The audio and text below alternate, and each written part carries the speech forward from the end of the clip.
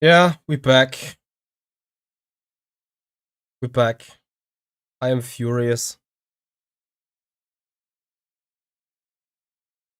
So yes, my internet connection decided to die. And with it, it completely killed the stream, which had such an awesome momentum going. But okay. Maybe I can just rename the streams and we're just gonna start all over again, guys. This is GT3 then, doing a test.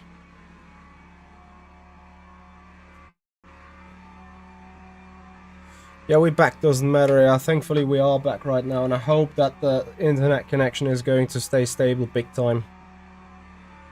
Anyway, guys,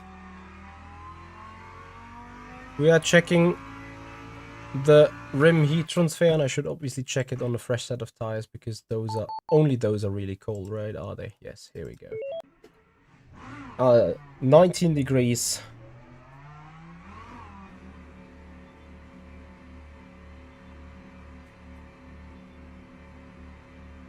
Nah, Nicky Nater, in that regard, it was me. So, you see, temperature's obviously coming up already from the track temperature.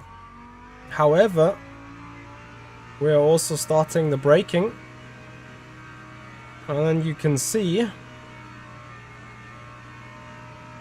that the temperatures are coming up much faster already. I'm trying to not push the tire at all to return so that we minimize the abrasion. Yeah, dog's payback for not giving proper attention. You'd think so, but the dog couldn't do anything on the internet line, right? It is what it is. We're back. We're back. We're back. And we are testing brake rim heat transfer.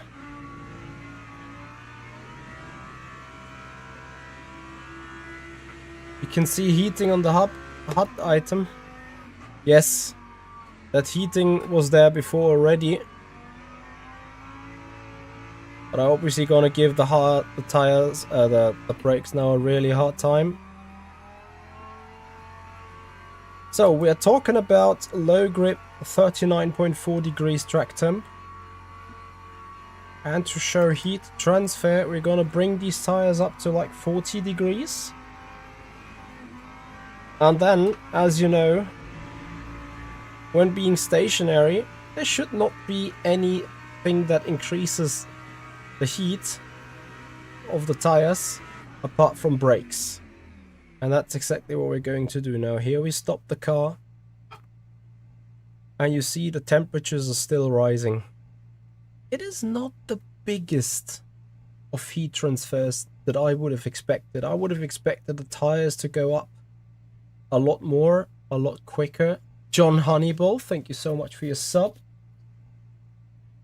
on the YouTube channel. But you can still see the rear tires are going up 41.1, 40.8.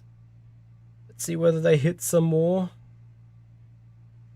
They're obviously cooling down as well from the, from the ambient temperature, which is only 18, 19 degrees. So yeah, they're starting to cool down here at this stage already. Let's see how the tires are behaving overall anyway. You know, Imola is one of those tracks where the heat up process has always been an issue. So let's see. And for that reason, rim heating. And of course, please excuse my clumsiness.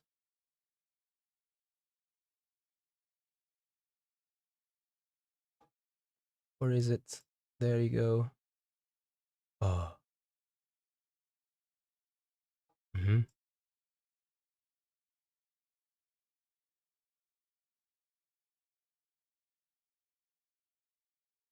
We're now doing the rim heating, right?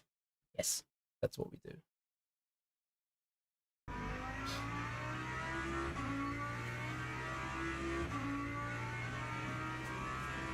Yeah, well, at the same time, you got cool surroundings as well, right?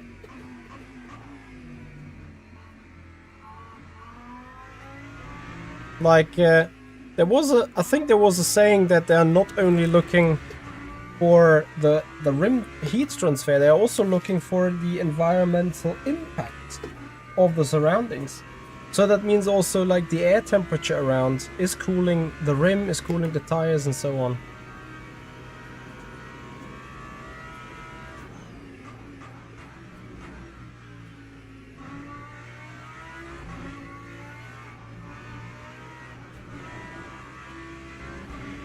Unironically, driving should cause much more heat going into the rim because of the way cooling works on the brake discs. Well, let's see about that. Anyway, we are checking the GT3's behavior on the new tires.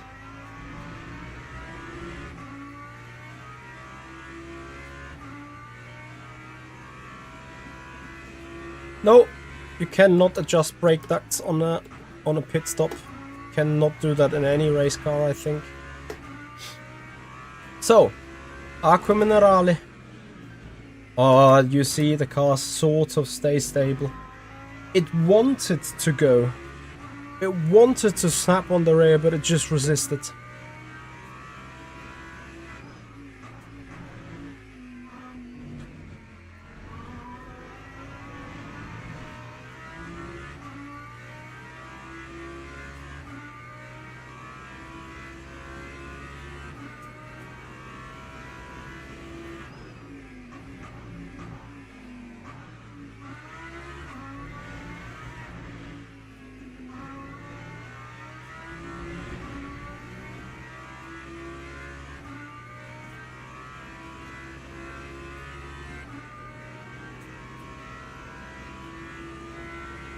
Let's do a couple of laps to see how that new GT3 tire feels.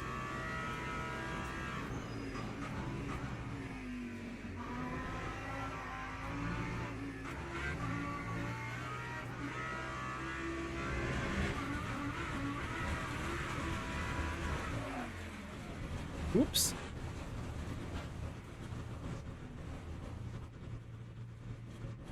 Ow.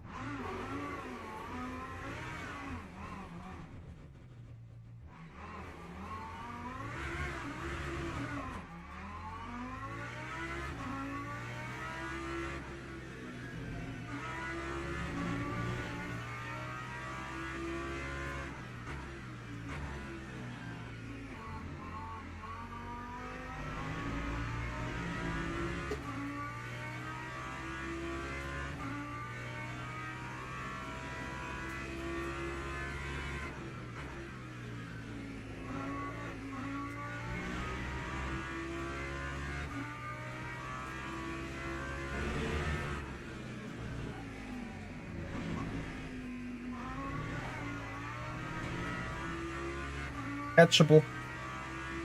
It is way more catchable.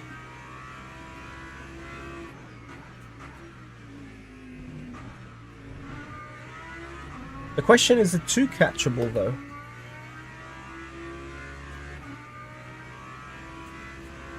Turn down the ABS a bit.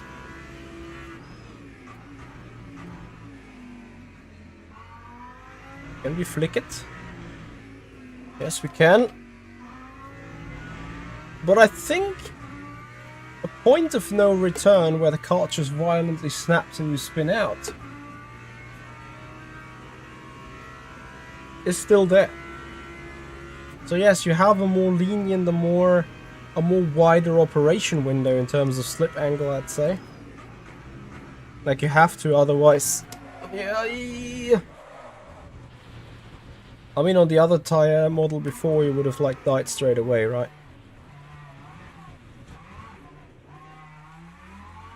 You would have had not even a single chance keeping that one straight in the first place.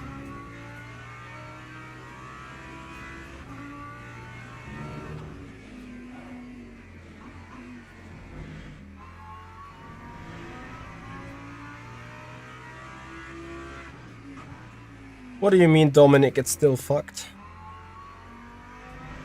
I think it's a huge improvement compared to what it was before. That kind of slide into turn 1, I should have never been able to save in any circumstance, I think. And if we're talking about this Aqua Minerale, as soon as we start breaking into it, yes, the rear end wants to go, but you have a chance keeping it. Yes, OP Ricard, there will be a bob change, pretty sure.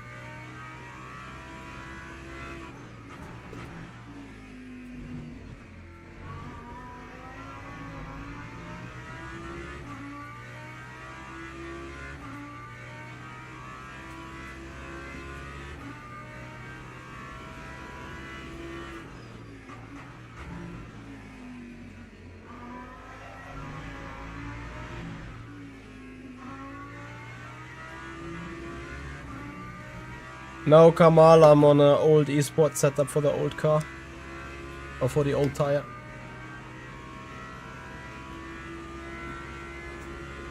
Johnny, it's the telemetry. It shows me that the telemetry is working, and that is something that we're going to explore later on in the stream together.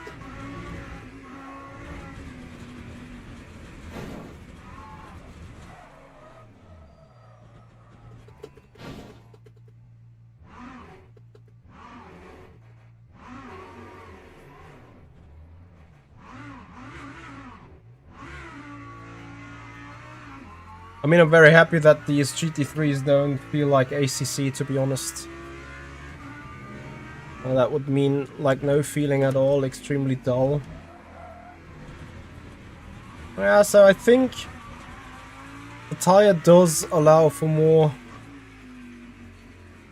sliding. We can actually make an example with the LMP2 here later on, when we're talking about Tyre model test, really. That is just a quick one that I'm putting in. Yeah, you still can't drive like you don't care. But there is way more leeway already on that Tyre. Anyway, we're gonna explore that later on a little more. Let's talk about wet driving lines, because that is probably one of the biggest talking points that we are facing on that new update regarding the physics. So let me have a look. Interlagos. In our yesterday's driven BMW. Actually, on that note, we can also check a little bit on settings. So we're putting FX maximum. We do see a little less spray, apparently, according to their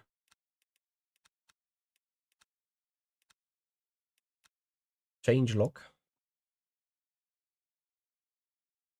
Make sure to change grip preset so it actually has a rubbered line. Yes, we're gonna do the settings together. So, firstly, we put ourselves rainy weather. Do we want a rainy weather? No, we don't.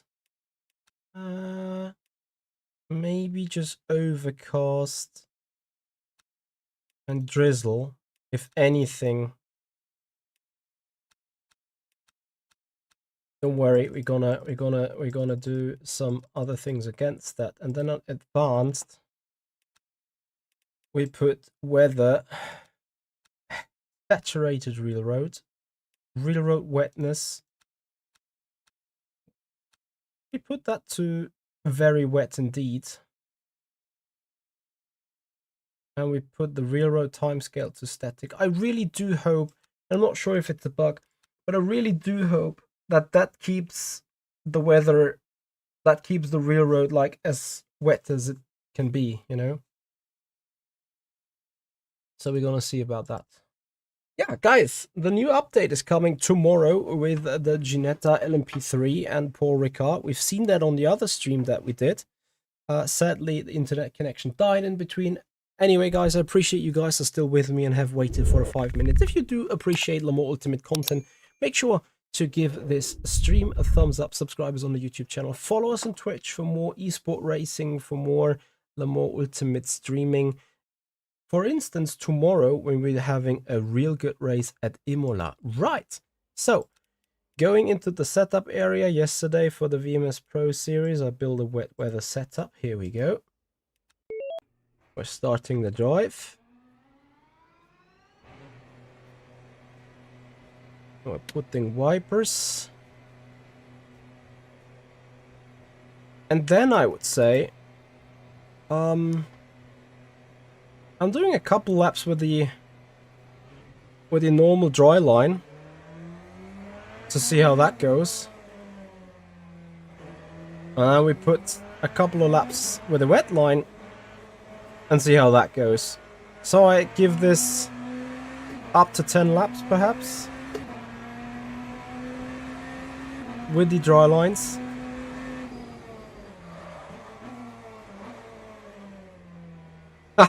We don't even need 10 laps with the dry lines, guys. The update should drop probably between noon and like 3 PM. I think that is the period where the branches are going to be updated.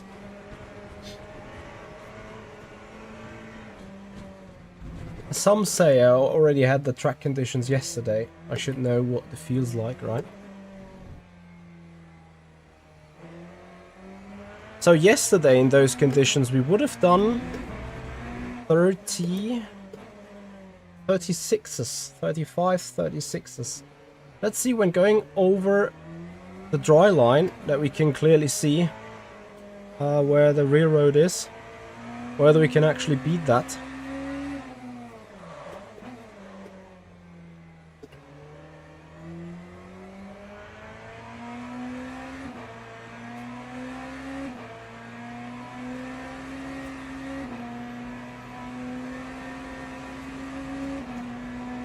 Raindrops look a lot better. A graphical update. So yesterday we had to brake here.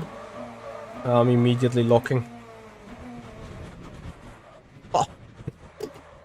Where is the grip? Where is the grip? Oh, this is going to be nuts.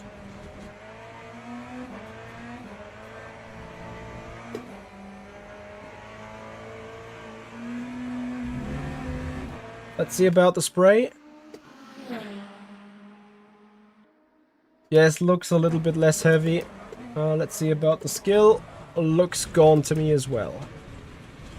There is some gravel. I'm not going to do a stroll, do I? No, I'm not crashing. And I'm also not putting the car into a gravel trap and getting stuck there. Okay, we want to do laps though.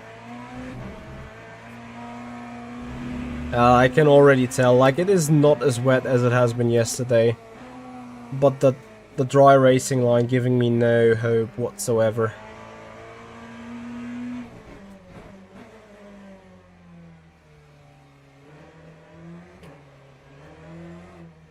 Especially no traction. I don't feel it too much in going around the corner in itself, but braking and accelerating out of the turn feels a lot worse.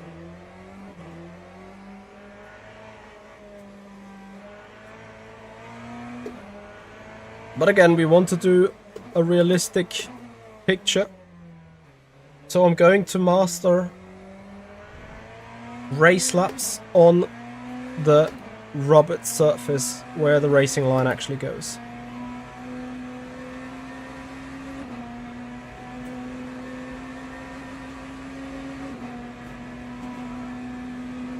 What is an anime PFP? As I'm barely coming for a hold for turn 1.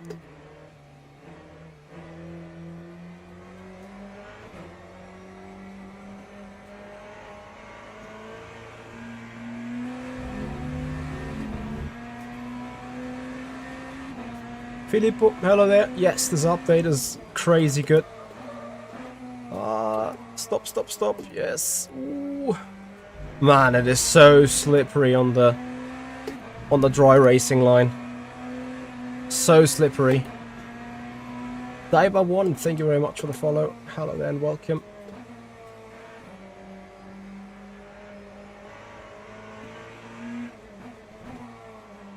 Well, I guess a green racetrack would give you still grip on the rubbered line, because there is no rubber in the first place. So I would say a green track is probably faster than this condition right now. You're gonna see about the lap time anyway.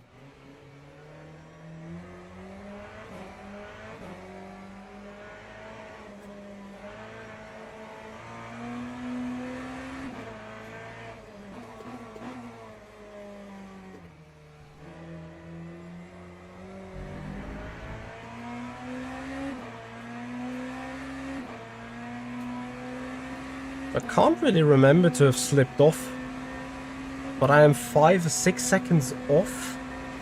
Is there also a new bop? Like, have cars being slowed down?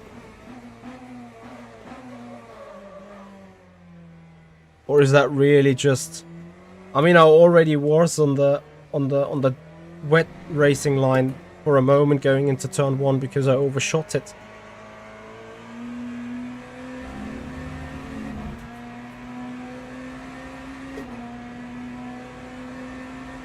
Well, I don't know what is an anime PFP account, so I don't know how to respond to that question, really.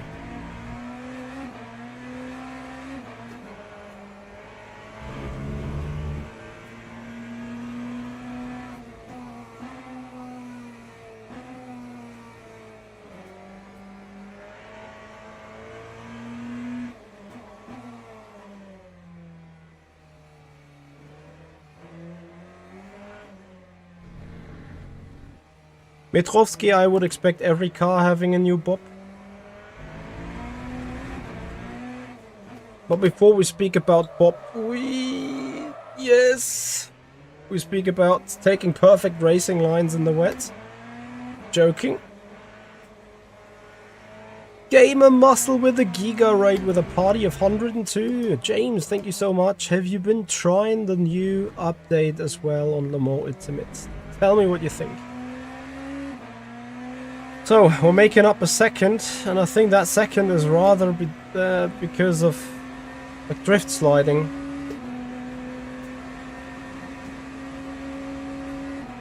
I will have a league race tomorrow, I'm afraid, but for sure you're gonna race me at some point. I overshot the corner again.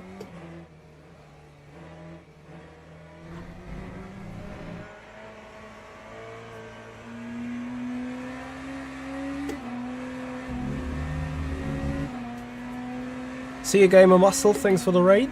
Hope you had a great stream. So if you're trying to put too much power or too much force onto the tires, they just give up on the racing line.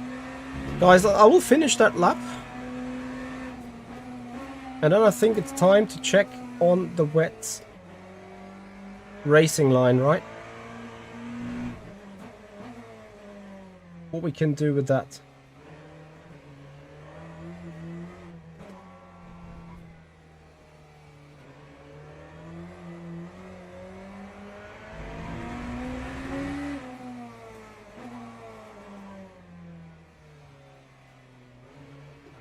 Maybe I give it one more shot on the dry racing line,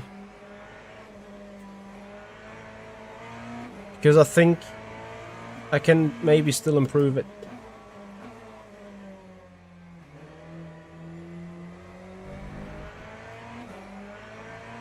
The thing is, though, like, my instinct is already telling me to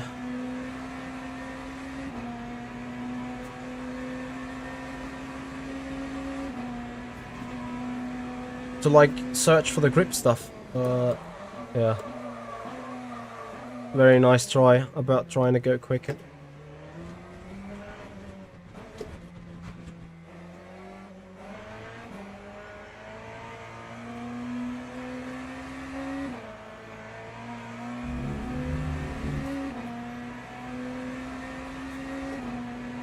Okay, I'll just take that lap though, being 1/10 ahead of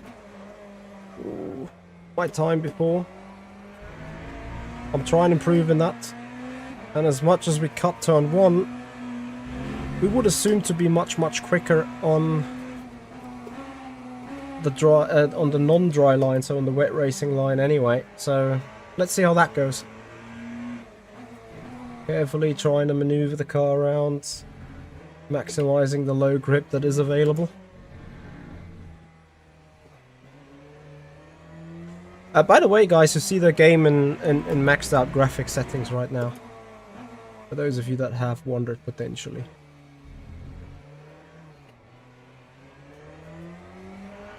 It is like driving on ice, absolutely. Simply because that's how the wet weather stuff is.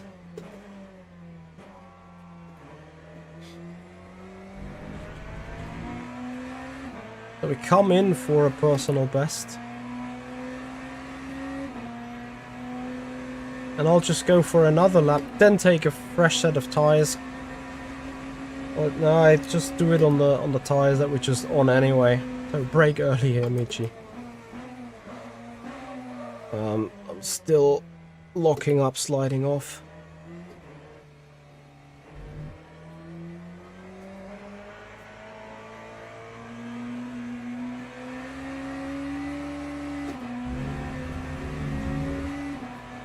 Hey, Jesse.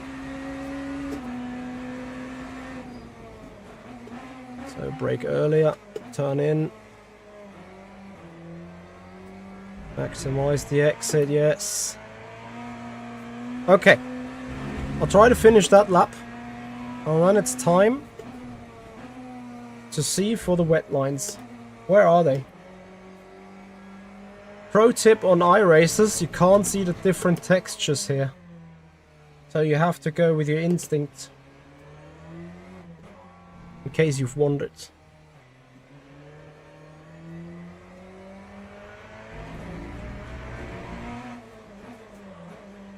Oh. Slightly hidden the grass there.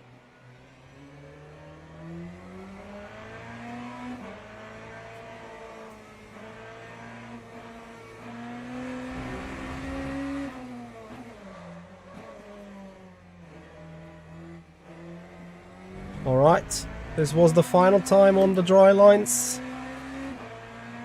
With our best possible lap. Let's see what the non-dry lines are holding up for us. Let's see what the wet line is holding up for us.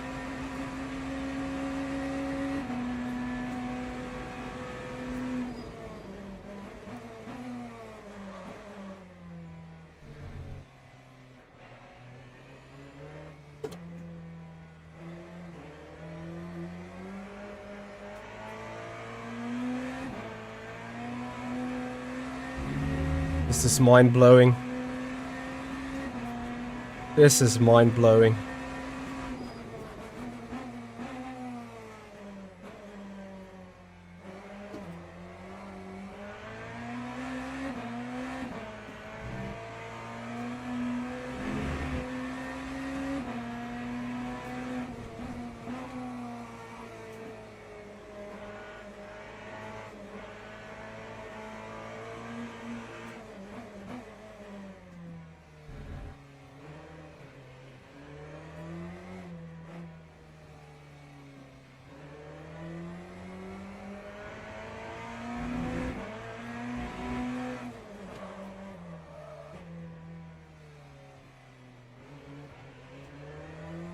Wow.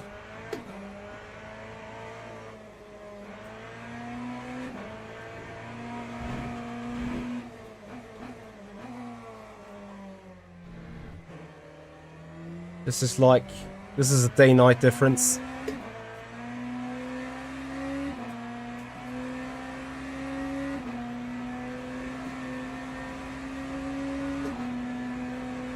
This is a day-night difference, guys.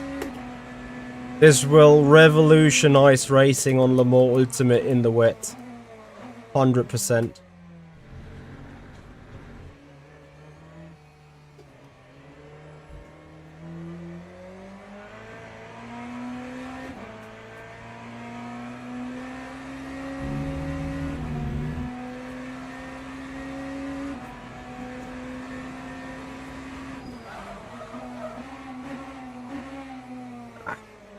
Broke too late. I mean, that is obviously going to be quicker. That's the dry line, is it? Wow. Studio 397, you freaking nailed it.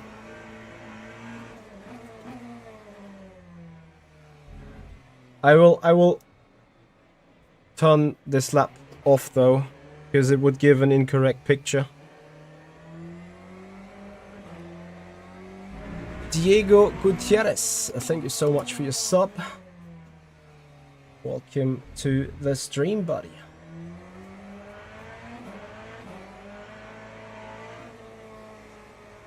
This is my, yeah, you feel a direct difference. This is a bit too much probably, but yeah. I think if you put the car 25% on the racing line, on the dry racing line, you can still be fine with it, but you really want to be off it.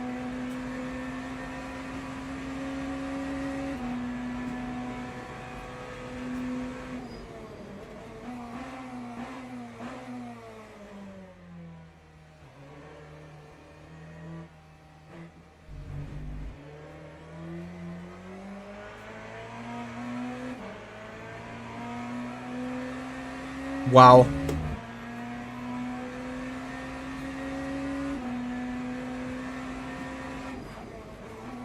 New skid mark textures here I see as well. So we saw the skid marks from our last lap.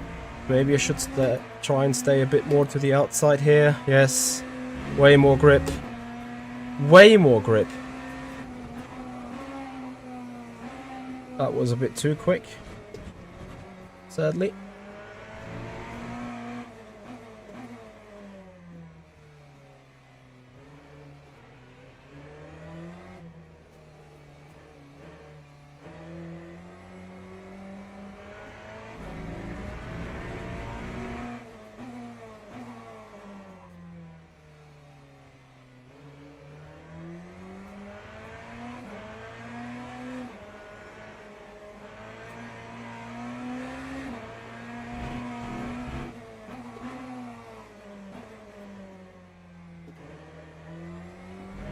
I should remember that Fernando Alonso line.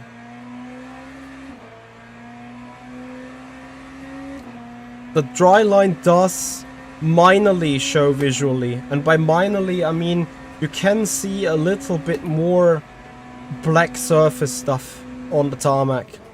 So you see here on the right there is a little bit more black stuff into the turn, there is a little bit more kind of a shadow sight, I want to say. Oh yeah, this is a good run for this turn 3. You can see a little bit of the dry line.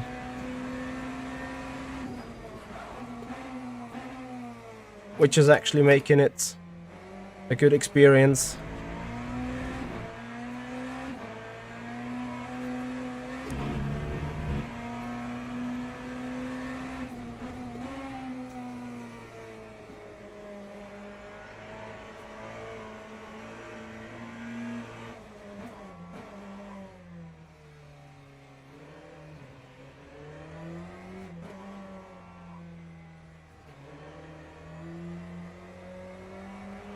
Wow. Look at this.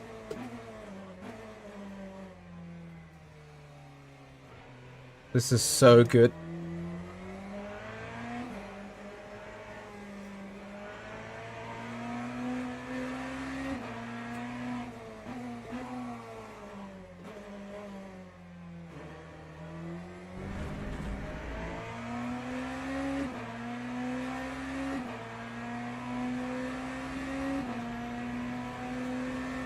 Yeah, the dry line gets wider and wider as more and more cars go over it. So this is interesting when it comes to the crossover point, you know?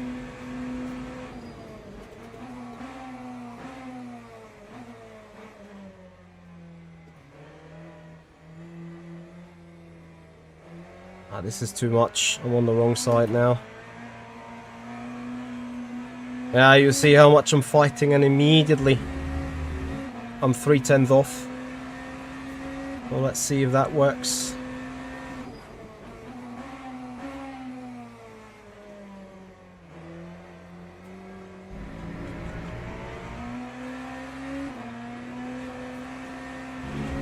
Yeah, it's not too bad. It's not too bad.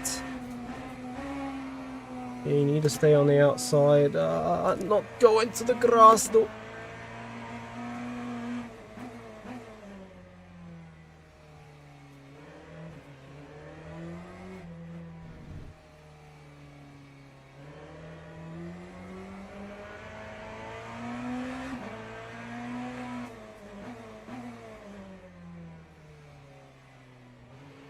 Yeah, it's really about learning where you can go, where you should not go.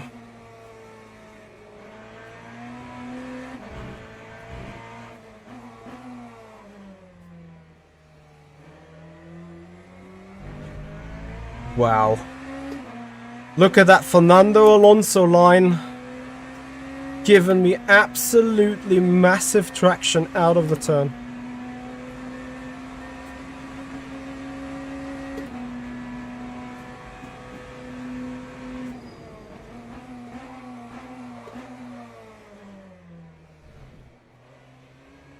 I think turn 1 you kind of need to survive. But if you're here on the outside, bro, look at how much. Remember the last lap was purple and was pretty bad around here. This is going to be track limits though. But, look at this. So you want to be on the outside. And here making actually advantage on the traction that you get off the racing line.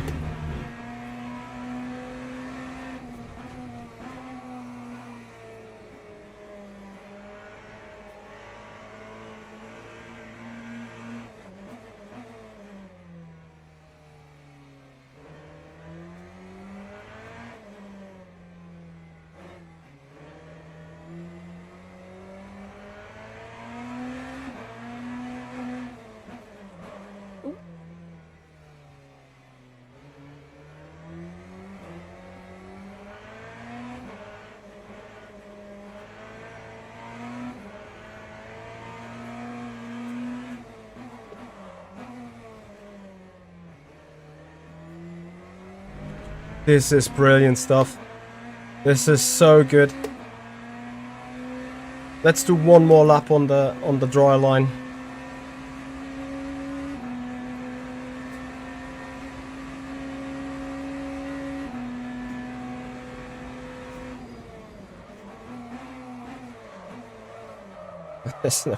There's no chance.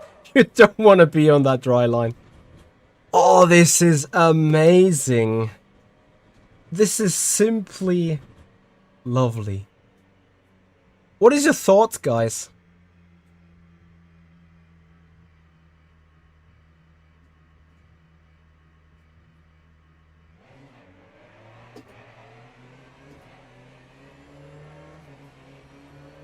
Yeah, it becomes a dry line by a little, which is something that we're going to test in a moment now. Wet driving lines. And I'm gonna put building a real road with it as well, okay? So let's go build a real road.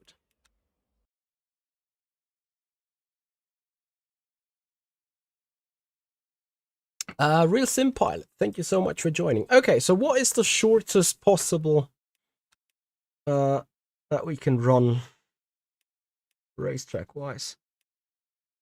Here we don't have any, there we don't have any, there we don't have any. Interlagos, we don't have any. Endurance outer paddock.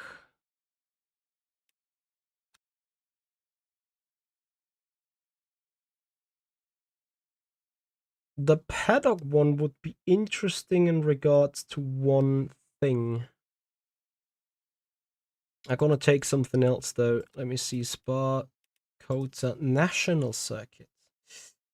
Too many slow turns, although we could easily show a good rubbered line somewhere else. Fuji, Lusail, short. Honestly, in a hypercar, I think Lusail is going to be the one to be looking forwards to, or the school circuit. Let's take the school circuit. In the BMW, of course.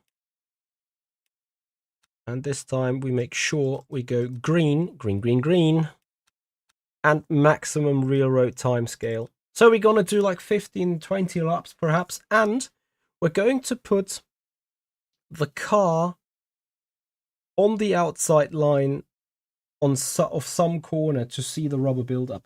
Okay?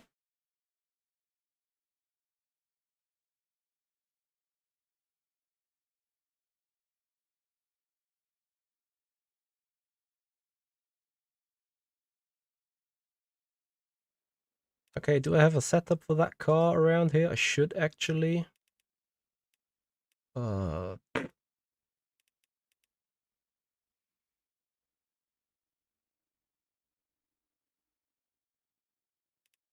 Actually, I do. Okay, here we go. Let's see. Green surface, green track.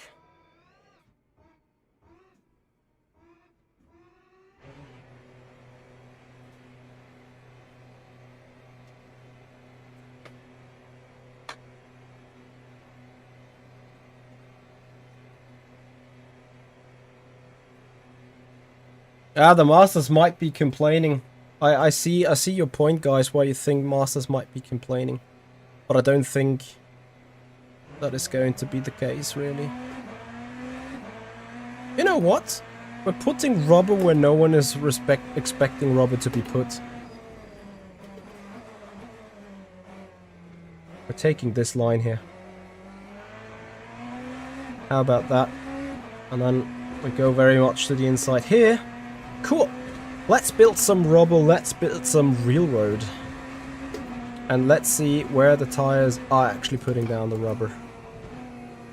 This is a green track, and we should be improving lap by lap by lap.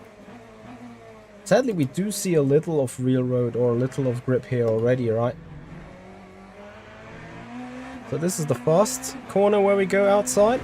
And then on this one, we're just pretending going all the way into the pits at all times and then stay around here.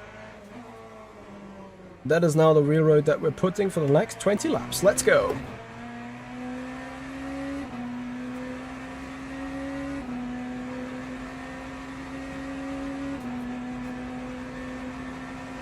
That is, I think, the wet driving experience is insanely great.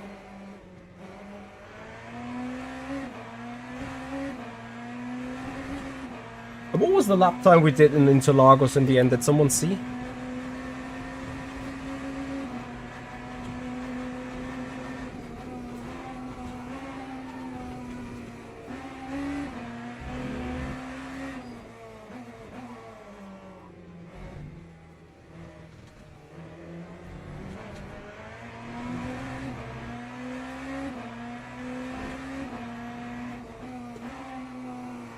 We're taking that pit entry, and then this is our internal curb. I'm fully sending it. Trapper John, thank you very much for your subscription on the YouTube channel. Guys, I hope I can speed up that process as much as possible. Times 15 is everything we get from the railroad calculation. And I hope it's just going to be enough to give us a good kind of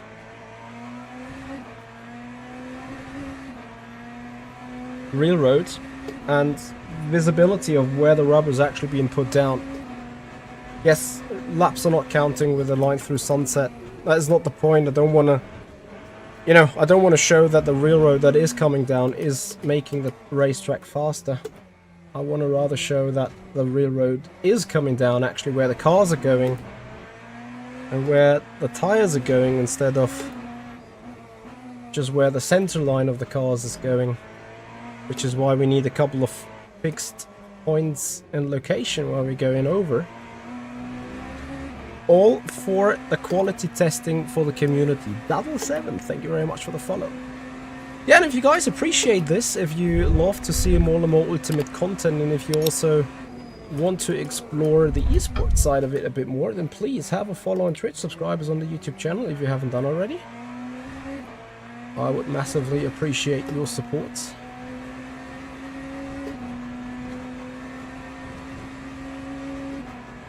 Yes, John, by feel, not by delta.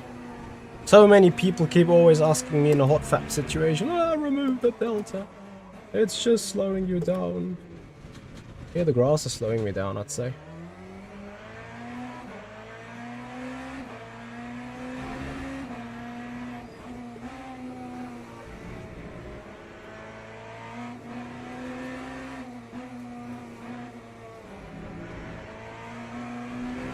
This has taken a bit ages already to get the real road there in the first place. But we're pushing, it's just lap 5. Means like so far 75 cars have gone over the line.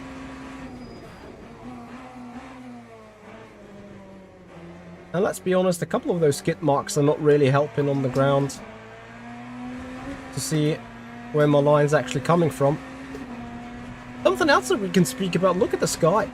Clouds have been reworked, and I have to say they look pretty good. And I think it's a very much underrated area of a game, the clouds. As a matter of fact though, if you're looking at it, the sky takes up 50% of the screen. So as much as you think about it being like, what do I care about the sky in a racing game? Based on the amount of screen time that the sky has, it takes a pretty long, pretty huge chunk of the screen, right? Guillaume Camacho and Matis Prinzen, thank you very much for your subscriptions on the YouTube channel, much appreciated. So I'm not sure if I'm either figuring the line in the last sunset bit, or whether I'm actually going quicker. Have they done anything with the floaty feeling of the cars? Well, what floaty feeling? I don't think we have a floaty feeling in the GT3s, nor did we have one.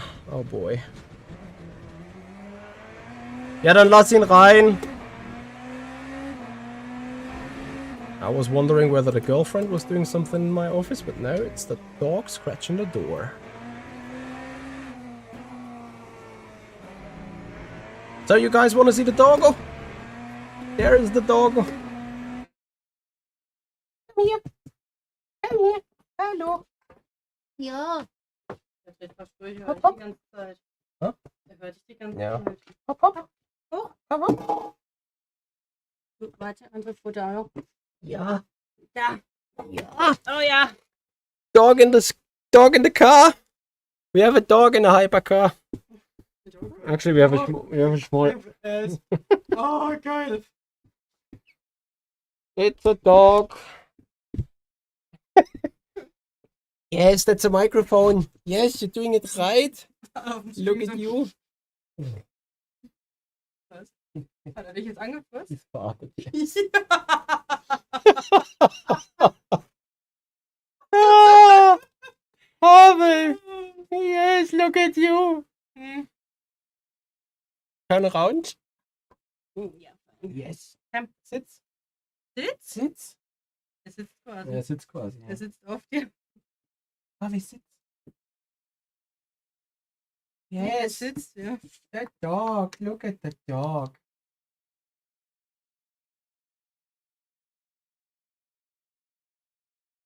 Ich finde die Wolken auch gut. Yes.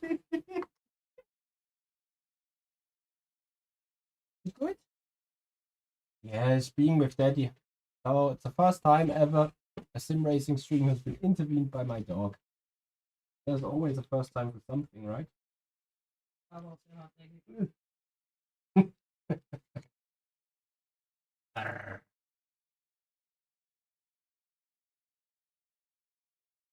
Harvey, come. Have a sit. Be a good boy. Be a good boy. Huh? Does he have him? Yeah. Oh no. Yeah, fine. Fine. Now we're driving the car, yes? Meep meep. Boop.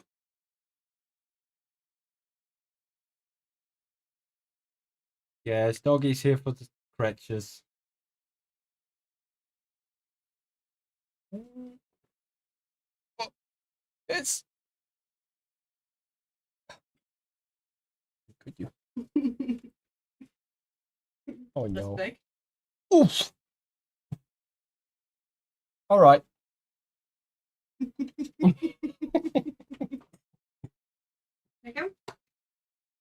bricht gleich weg. Ja, ich weiß.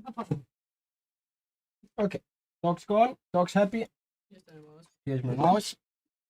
I'm hairy. Like very hairy. But we can finally go on.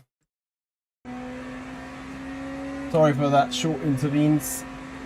Okay. Dog has adjusted a couple of steering wheel options.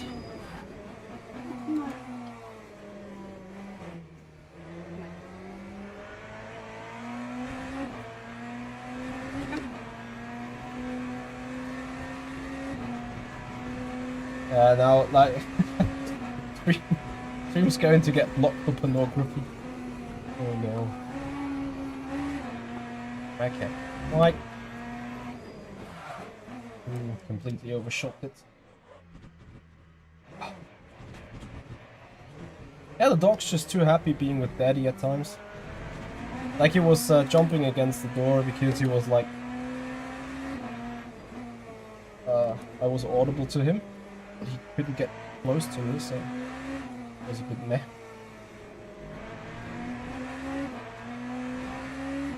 Ah, look at those two cuddling. The dog's looking for stuff that he could pick up to carry around.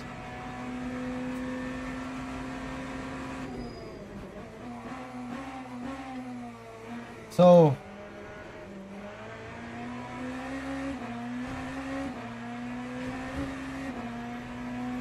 lap 8.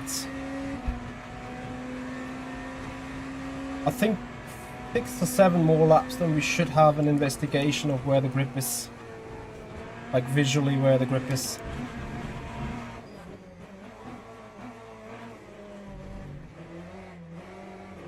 At least I'm pushing the tires shed load. What's a telemetry update? That is something we are checking out later on, when we come to that point. We're still looking at wet weather lines and real road right now. Telemetry output is next on the list, which is actually, I can put it on right now so we can get through it.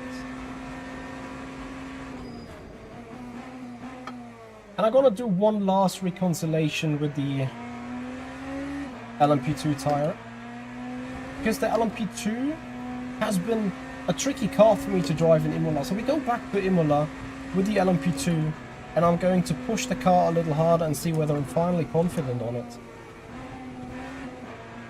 You guys may have seen my struggles like 2 weeks ago with that with that LMP2 not being my liking at all.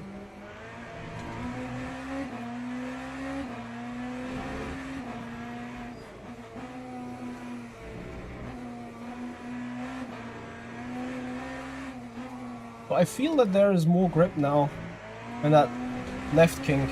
I feel like the car is less stepping out, less snappy.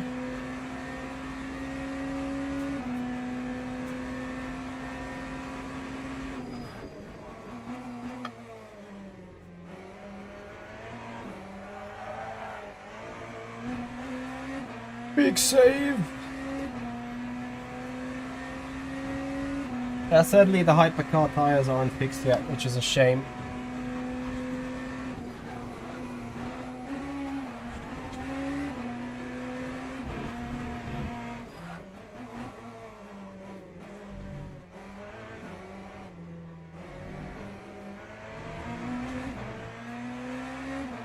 Yeah, I think right now we're starting to have a different feel of grip for sure. Especially here on that left kink when you're flicking the car. And I certainly feel a bit more performance into the braking zone going for that right end corner. But you know, there's like no grip at all. There is no real roads built in the first place. But like I can like really increase the timing here.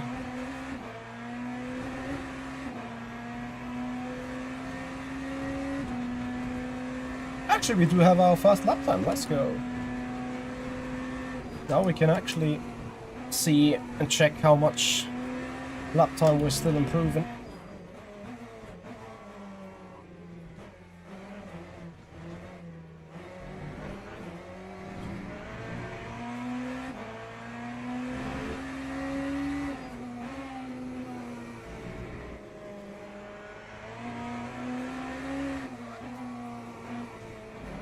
to stay a little bit more within my track limits.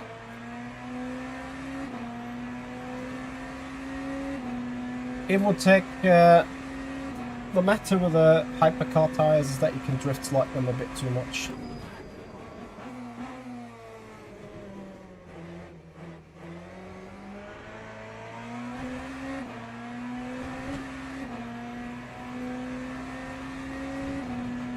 So that would be a tenth faster.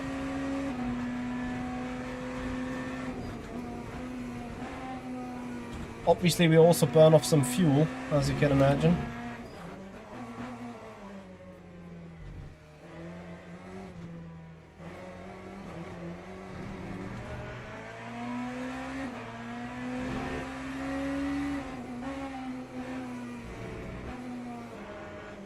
That was a track limit. Self-inflicted one.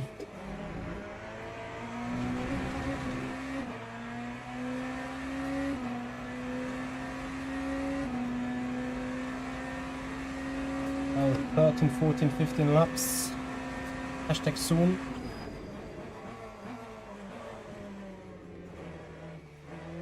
I think you can take way more speed into the braking zone now, so like really the rubber's coming down. Look, Gaich, thank you very much for your follow on Twitch. Welcome to the stream.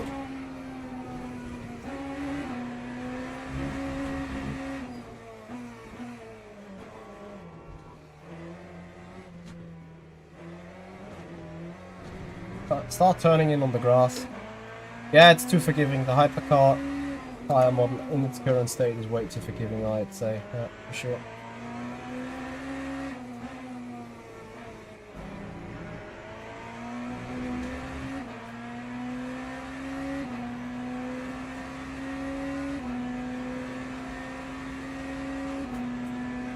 Thatcher, yeah, that is also a fact.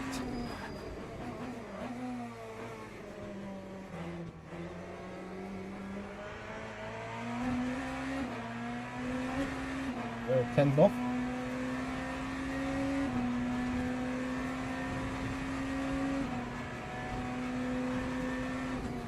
The T near the speed means the telemetry configuration, which is what we're going to look at in a moment.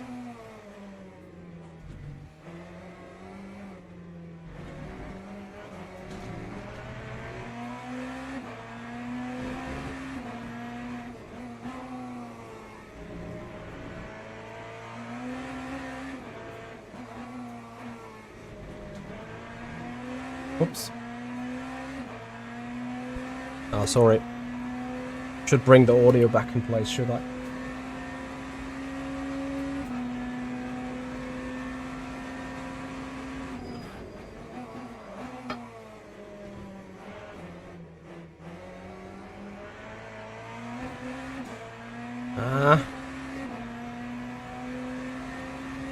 Nah, it should not have been fixed with this update. It will be fixed in January according to Stephen Hood. I think they said something about bringing it in an update for January.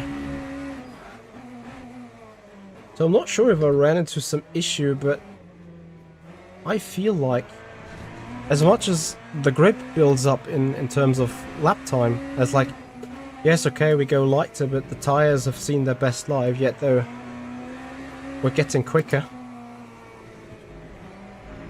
I hardly can see a huge impact on the real road though, can you?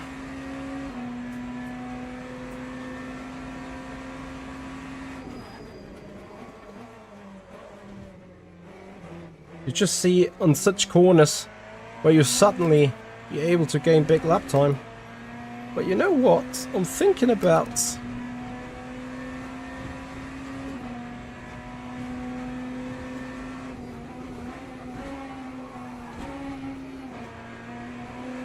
because there's so many lines on the ground now anyway. I see. Oh. Yeah. What if grip says still green, yeah.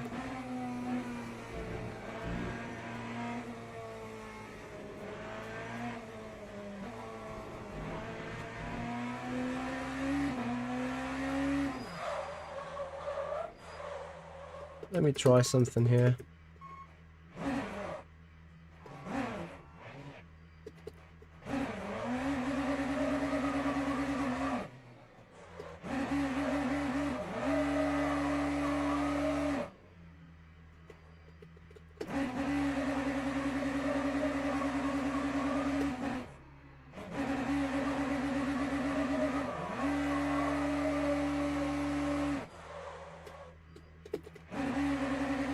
Classic F1 kind of, we're putting rubber into our grid box.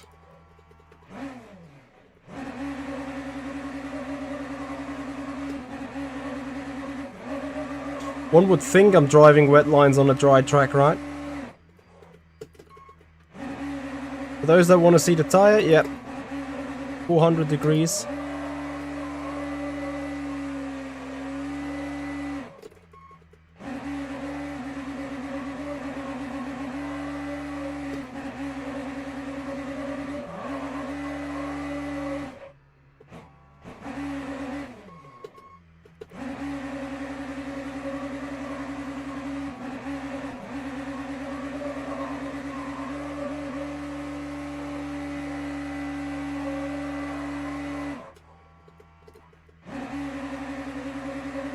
Yeah, we're trying stuff, you know. Oh, something has happened to the rear left, huh?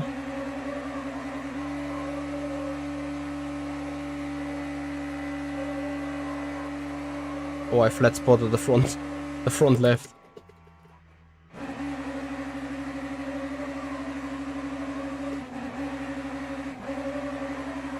Where grip?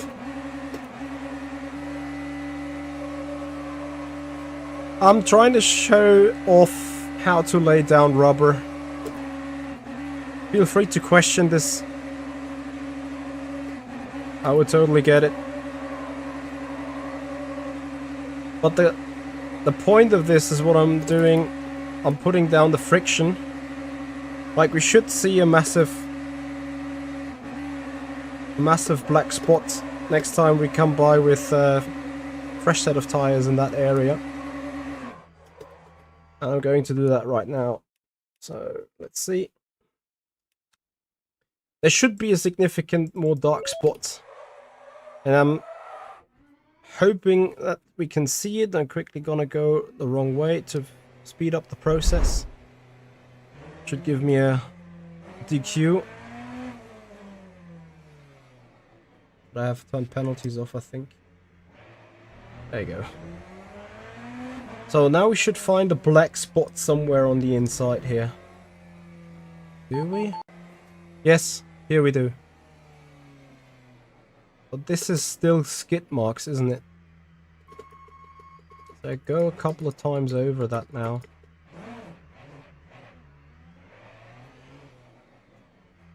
I think they kind of disappear after a while. So without trying to put new ones down.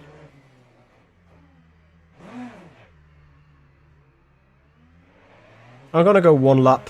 Let me have a quick look over it. In Dexter, I'm trying to show off how rubber is being laid down on the track. That is how temperature's been brought into the tires, I guess.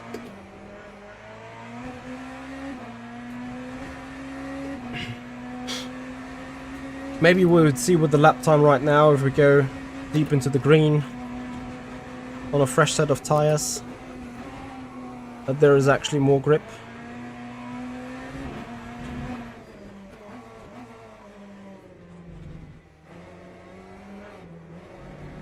So we could prove by the time at least.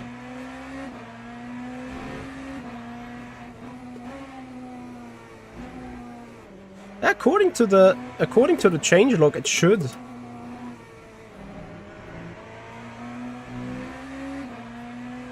And here it is a bit darker. I can show you the next time we're going around. Because you can also see, like, my tires are still cold, right? But despite heavier car, I'm going much faster than before.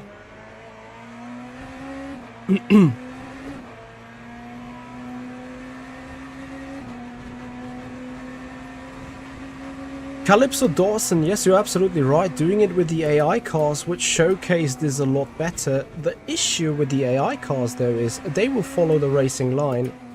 And as per the textures anyway from Le Mans Ultimate, the racing line is being, as you can see, despite having a clean track, having a lot more skid marks in the first place.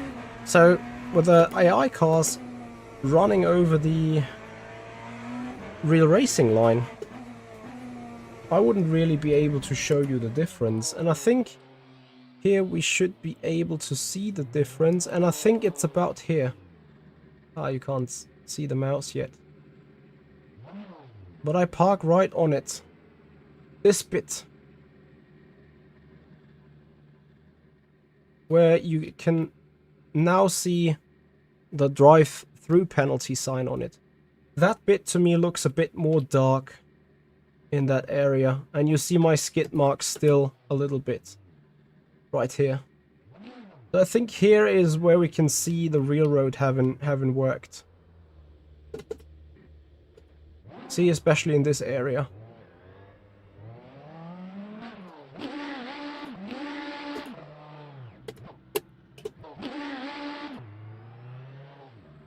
Yeah. Yeah, I think this is as best as I can show it here for the moment. I maybe need to find another track. It's just like when you're doing it alone, you need to do laps. So we just Andy Long, need to add in a full field and turn on time acceleration. Well, Andy, that's what I did. So I went into probably the settings go back, right? But on the event settings, what I did is, there you see it. Preset actually was green. Real road was default, and real road timescale was put up to times 15. So I'll try to put as much as possible on it. Anyway, we stopped the driving here for a moment as we're coming to point 4 on our to-do list, which is, as you can imagine, the telemetry output. And for the telemetry output, we're going to visit the web page of Le Mans Ultimate. Let me quickly see if that is working correctly. So I need to switch between this, awesome, and that. All right, so online. First of all, this is an entirely new way of doing things, and you can find a manual on the support help desk, and then on additional tools and troubleshooting. And here it is the point telemetry recording. So firstly, you can either set up the telemetry to record automatically according to the gameplay settings. So that is something I still need to do. I can flick that still on, and obviously that button I already put. And when on track, you'll see the telemetry recording starting appears. That is that little T that everyone has wondered about when talking about the little T besides the speedometer. Right. In user data telemetry, you can find a configuration JSON that configures the file in order to remove some channel events from the list, recorded data, increase their frequency, but may have some performance implications. So I believe this is the normal setting. You see there is tons of stuff. Wind heading, wind speed. So wind does get simulated. Best sectors and stuff. Tons of stuff. Anyway, what we do need is DuckDB CLI. And thankfully, I already downloaded this for you. So when looking into this, I've put it into everything. Herein, and then we start that application, and I think something should file up in my browser. Let's see. So that looks like that now. And to send help for usage hints, connect to a transient in memory database. Use open file name to reopen a persistent database. So your browser should then open automatically a new tab with a DuckDB viewer from where you can load the telemetry data. Andy, send help with that, please. Is that correct, what I'm seeing right here?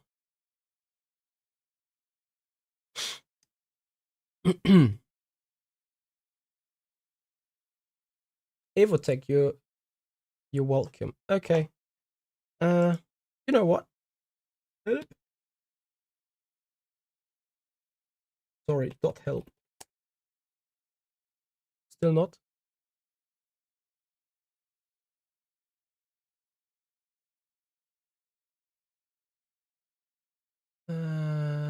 Admin.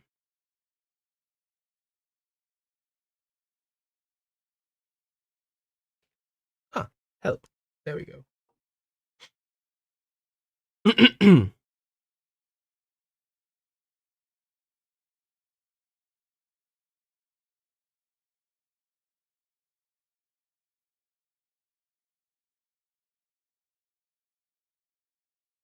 So if I go into my Lamar Ultimate folder now, bear with me.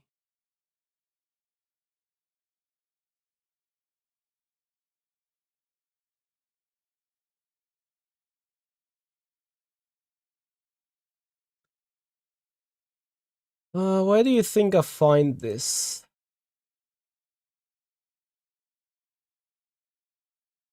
User data, telemetry. So I do have some DuckDB data. So maybe, I really hope this is the case, I can go and say open with, and then go look for the data. Maybe I can find that.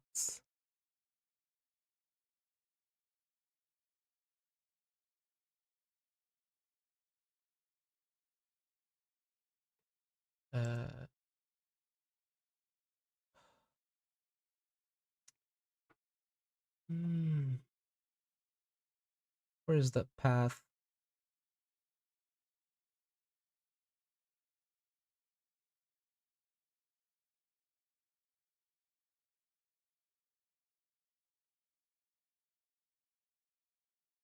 Bear with me.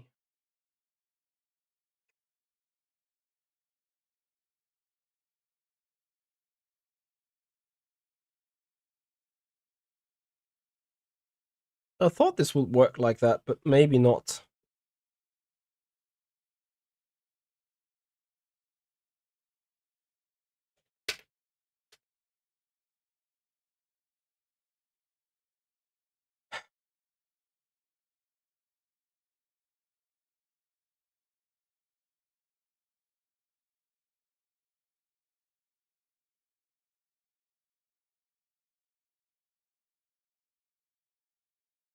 I don't know. I don't know what to do with that. Let me see.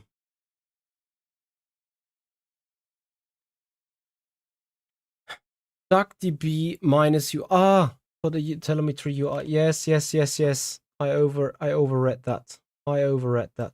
You guys are so right. Sorry about that. Okay. So here's how it goes. You go into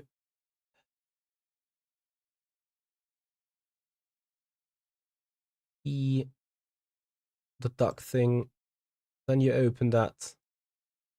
I forgot that one.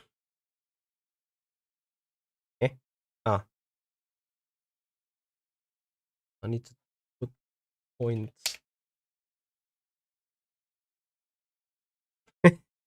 What?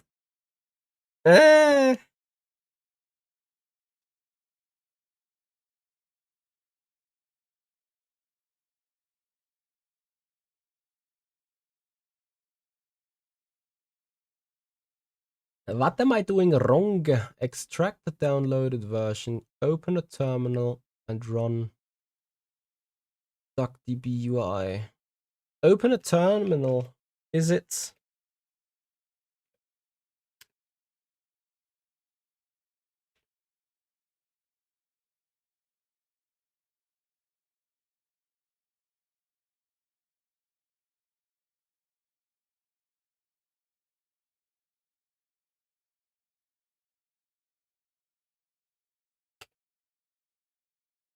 I'm too dumb, really, am I?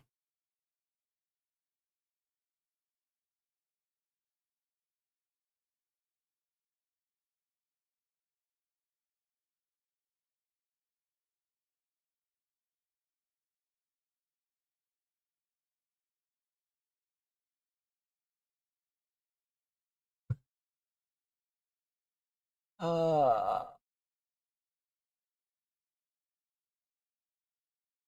I open CMD in Windows, yes. So we have that here. Additionally, I copy the manual here, okay? So we're all on the same boat. Okay, so I got the CMD up now. So what's next? From this link, as I downloaded the thing, files in the bottom right window. So I am in the PowerShell. So what's next?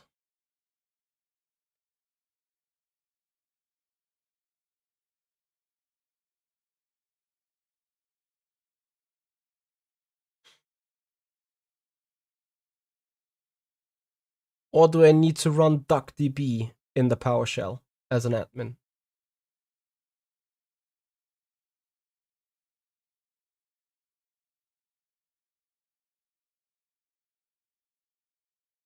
Yeah, cd, then the name cd.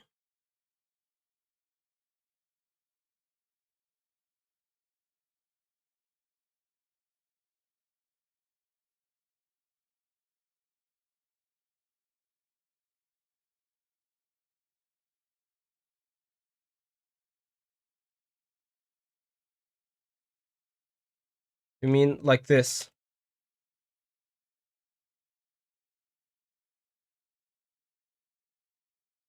In terminal, go to the top directory you have extracted.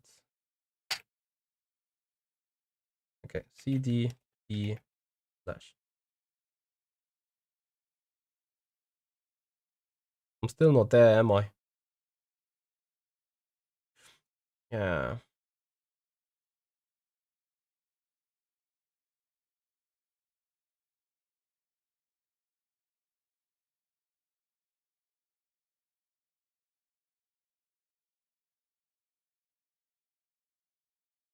You know what?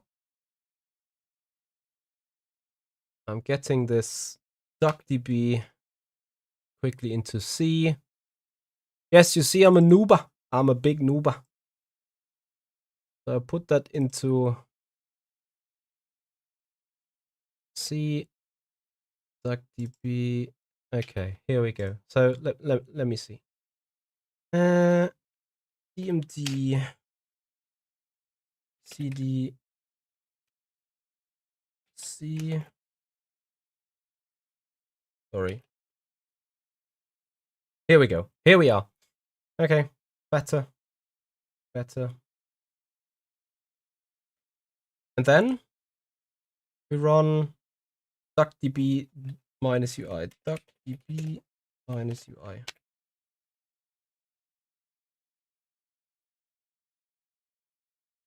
Ah, look at this. A local host. UI started over here. So here we are. Look at this. Thank you guys for the help. So attach databases, and I guess this is where I'm putting the telemetry out of the more ultimate LMU telemetry. A database. What? Oh no, a local.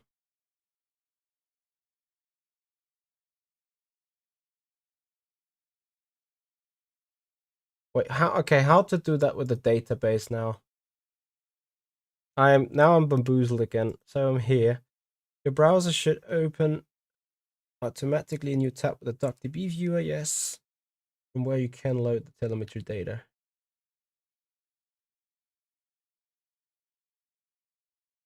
Has to be a path to one of the files and folder.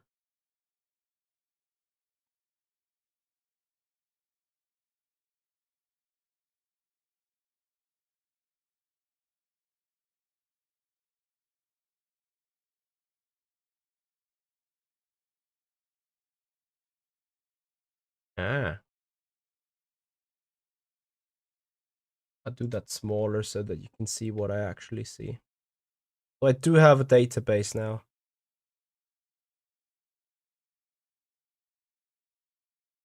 Show me the basics.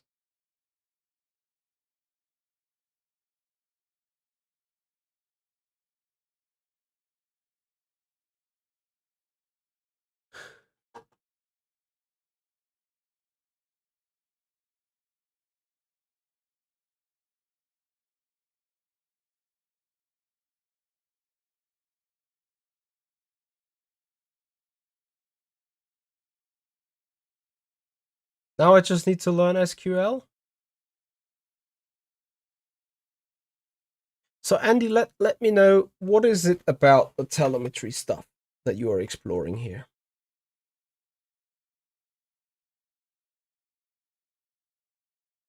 I don't know, what table names do I have? Where can I see my table in the first place?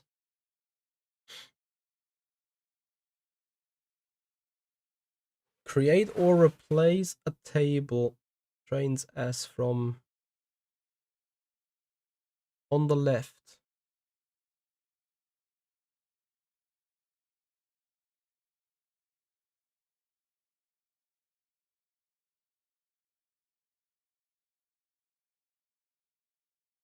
How about now?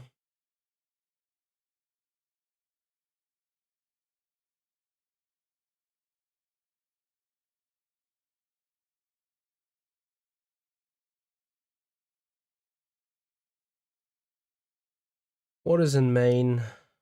Main.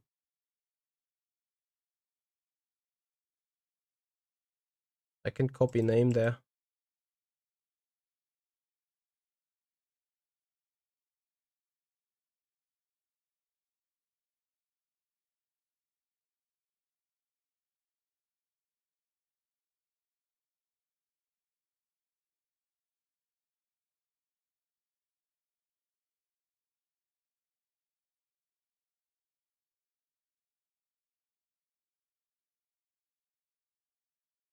Select.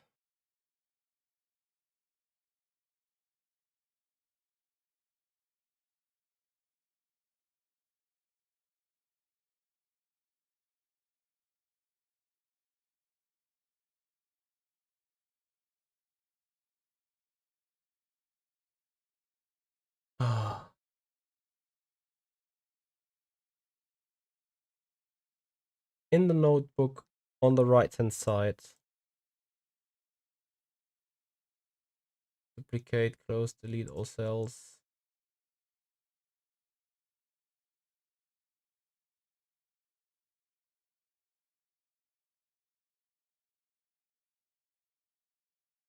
So I can switch databases.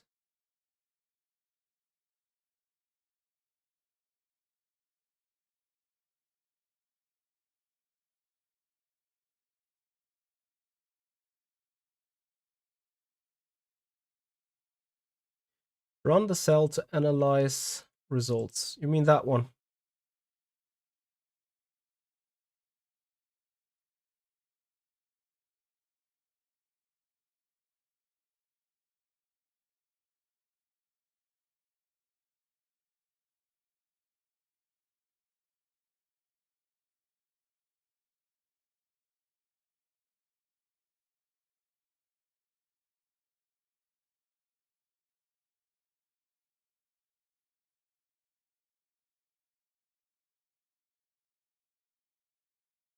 Type in select.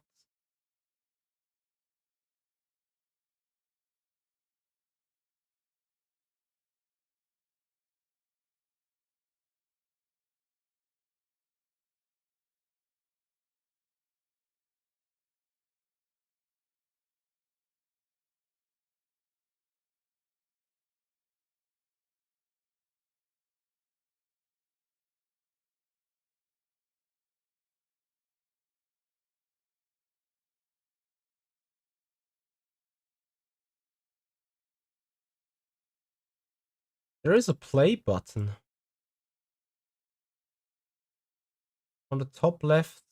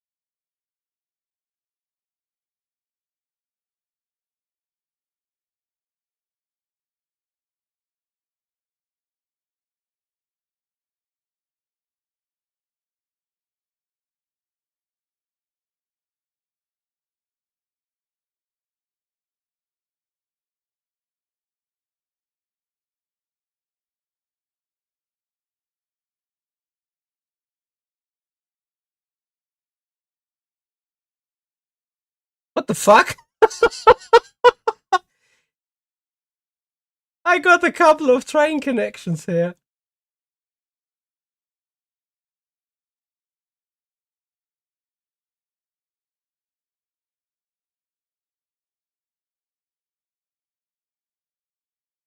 Ah, this is trains. Yeah, I'm lost. Okay, guys, I'll leave that to someone that has an idea of what he's doing. I certainly don't.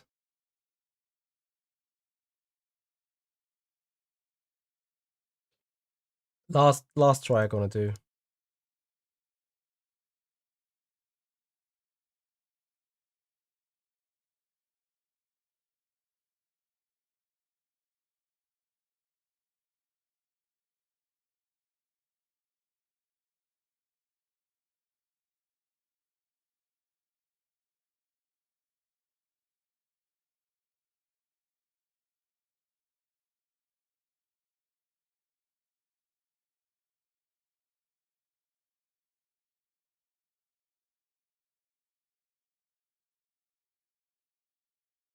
Yeah, guys, we ignored this at this stage and go back racing.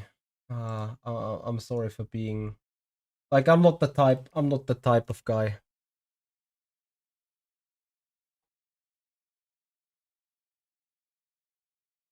I'm very dumb. Can drive. But can't.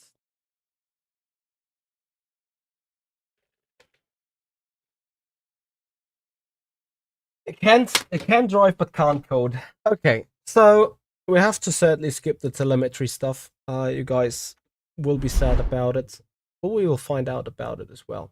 Tyre model test. Tyre model test. So we go back with the LMP2 at Imola.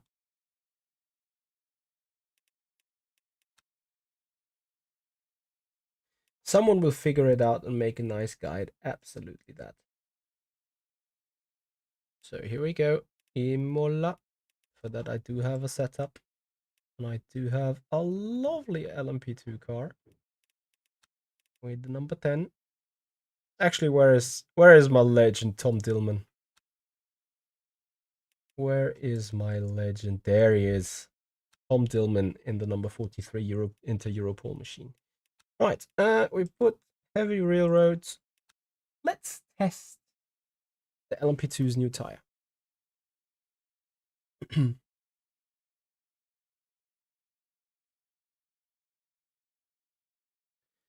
Perhaps we will.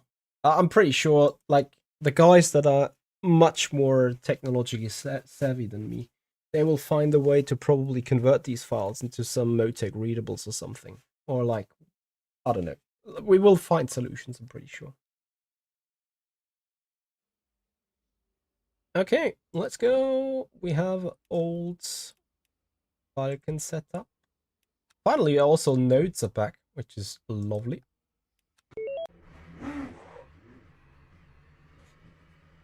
Firstly,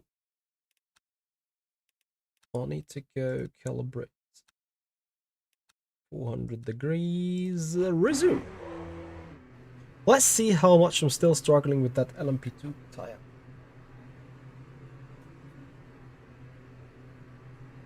Not yet, hyperdrives, not yet.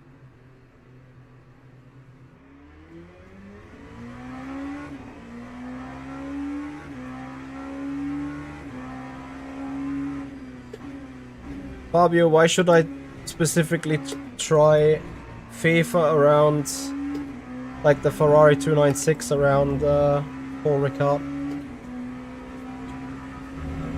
Is there some kind of glitches with the curbs, or what have we seen already?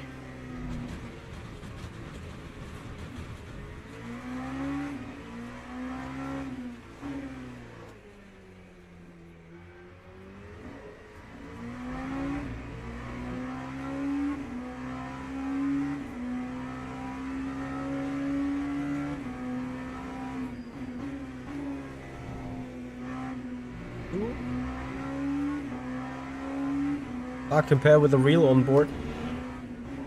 How do we have a real onboard? What is the lap time of a Ferrari 499 around Le Castellet?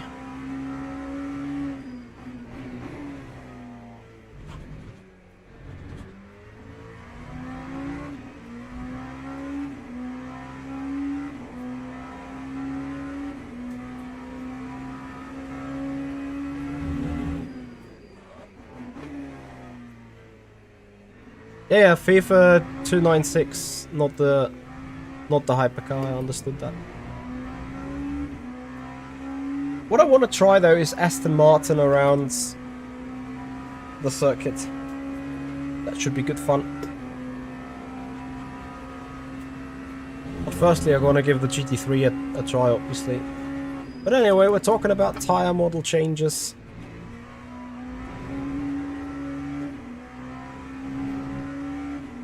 So how is that LMP then? I remember that LMP being a pretty bouncy car that was easy to spin around here.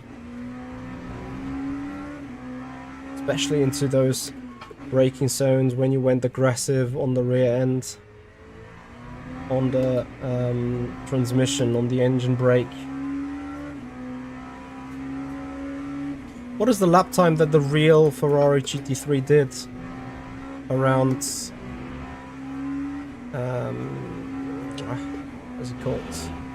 Around Paul Ricard circuit.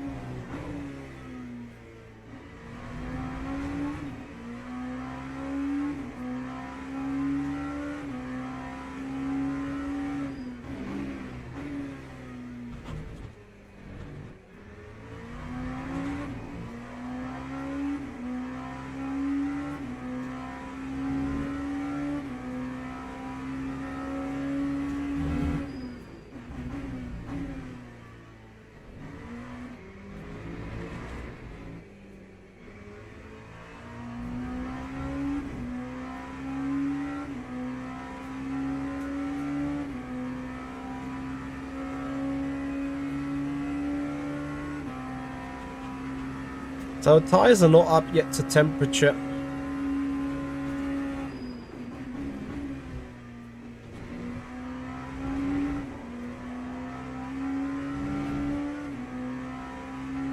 Thank you very much, Fabio.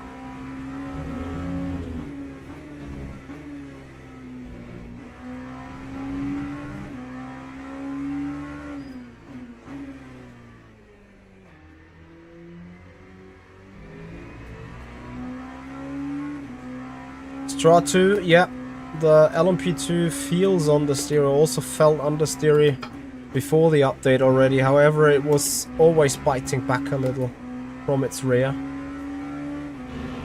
So that was something I couldn't quite comprehend or couldn't quite anticipate really with the car. To me, the rear end was just like giving up too easily beforehand.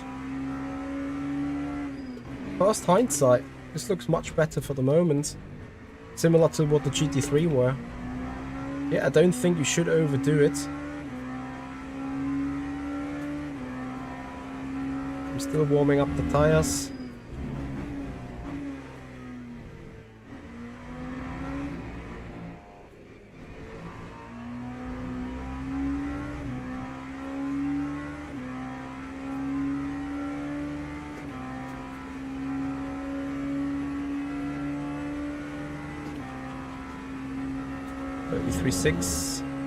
It feels like though with the new tires the cars are ever so slightly slower. First impression at least. Live TV1, thank you very much for the follow. Hello there and welcome. Much more stability.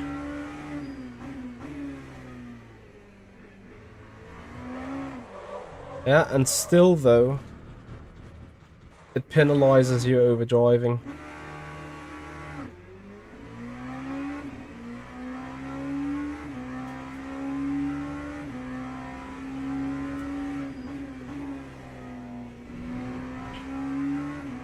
Some aero adjustments. Was there something in the changelog? I haven't checked too thoroughly on that one, to be honest.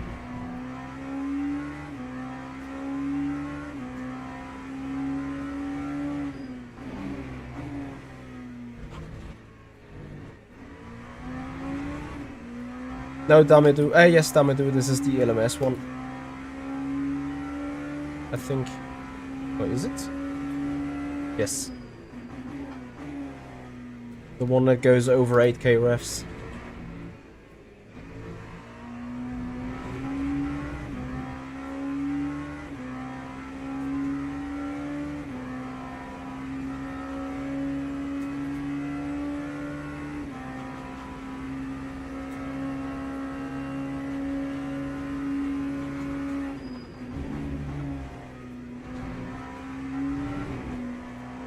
Sadly, a hot lap.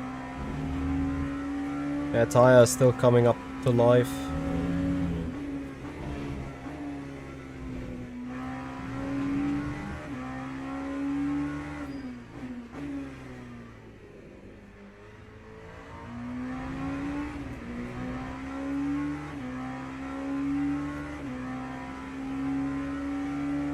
I remember with that car, I was able to do low 32s in race conditions.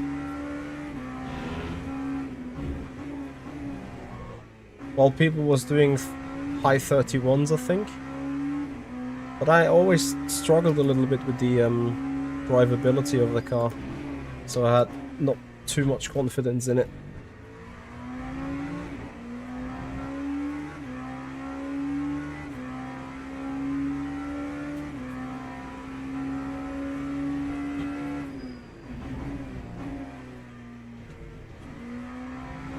I think ACC, the rim heating may actually have the biggest impact, I think. Colin, I do have that calculator for ad hoc strategy calculations whenever I need it in the race. So, 32 low is possible, apparently.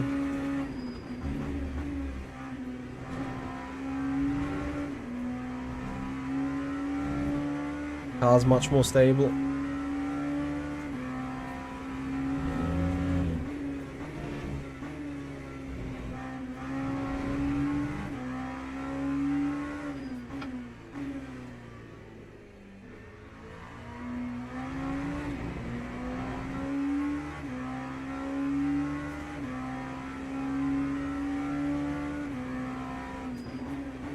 Oh, did you go for the mother duck trial version to try and open the telemetry files? Ooh. Yeah, this moment into Aqua Minerale right now, it would have been 100% dead spin on the old Tyre model for sure. So would have been that. So generally, I have to say, and it kind of mimics the picture I got from the GT3.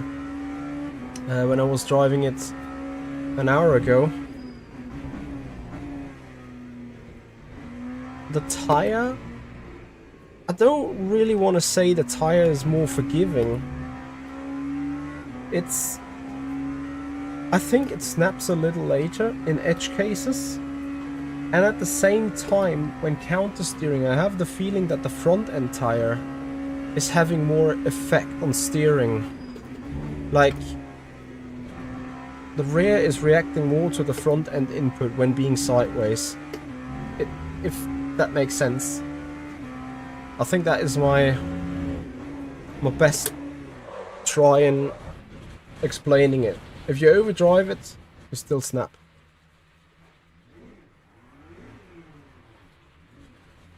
Cold drive Tyre is way more forgiving indeed, yes. I killed a good chunk of the rear left though now.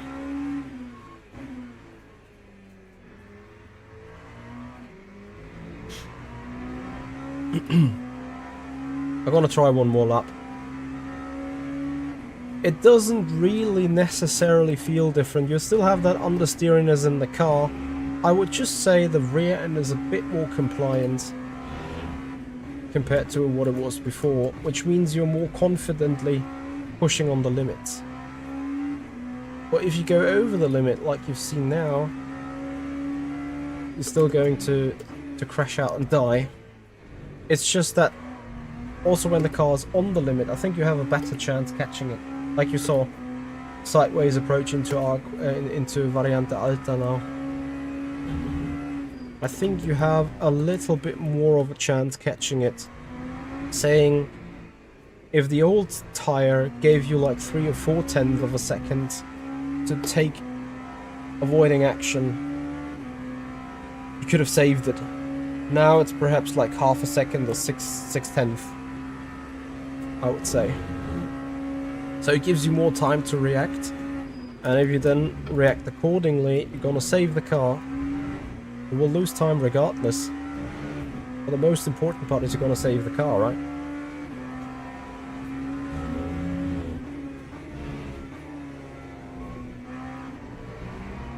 And mostly it's all about saving the car. Now this time let's just lock the rear.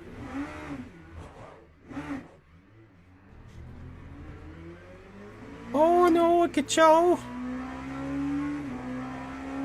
There goes the girlfriend sleeping. So I need to lower my voice a little.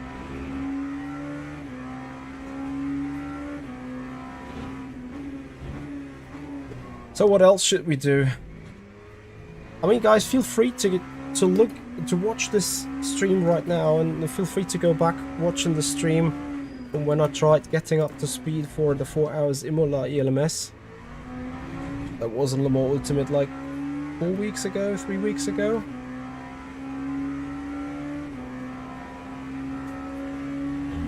Can't imagine why Qatar is one of the favorite combinations with that car. Makes total sense to me.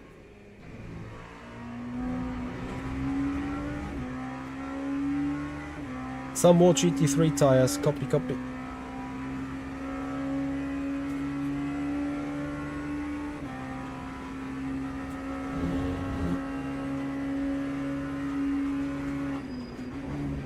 Texture streaming is something that we can still do, yeah.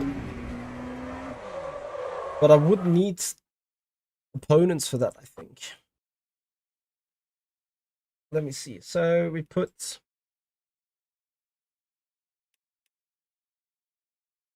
Let's firstly put the stream into others. And then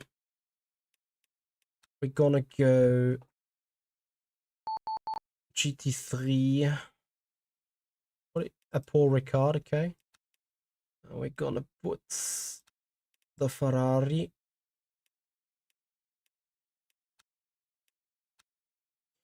And then we're gonna put P3, P2s, GT3s.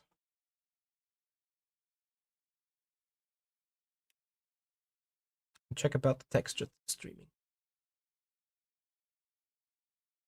Personally, I think I might not be affected too much about the texture streaming, but it will probably affect other people.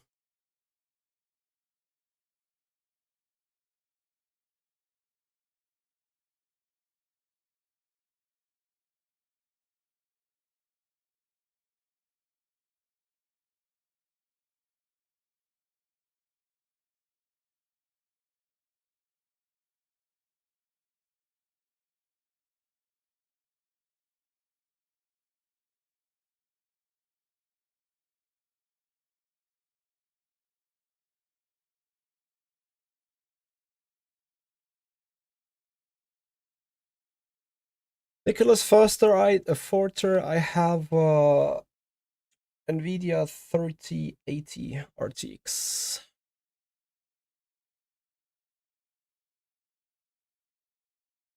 Yeah, guys, I hope you're enjoying the stream. If you're new to this, if you want to explore more about Le Mans Ultimate in the future, please have a follow and Twitch subscribers on the YouTube channel. Make sure to give the stream a thumbs up. I would massively appreciate your support. Actually, we're missing 13 likes for 100. Let's push that thumbs up button. Did Mr. Hood say the texture stream will help people with 8 GB GPU the most? Yeah, most likely. Most likely. The guys that are limited on performance in the first place will benefit the most. But still, though, as the technology obviously is available, everyone will benefit from it, for sure.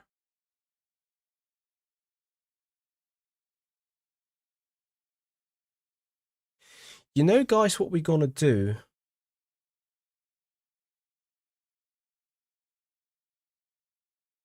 Yes, this is what we're going to do. At next, we're gonna race Interlagos again with the hypercar. This time with AI. We're starting on a wet track and we're going to dry. How about that? PT7, I haven't had them in a while now. I had one big massive screen freeze at Le Mans 24, but I wasn't that much heartened by micro stutters in the first place.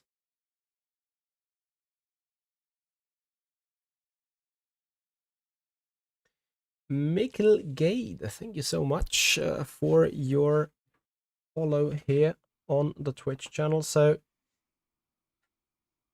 yeah, let's see.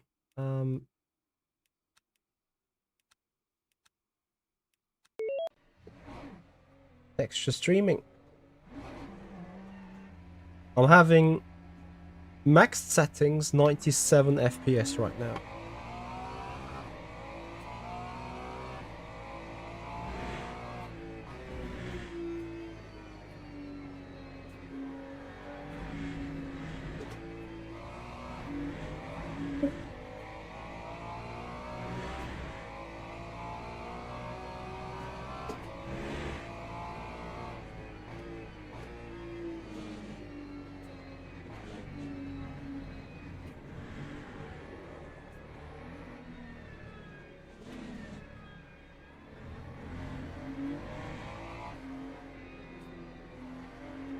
So doing 200 flat in an LMP3, I kinda can't see doing 205 in a GT3, to be honest.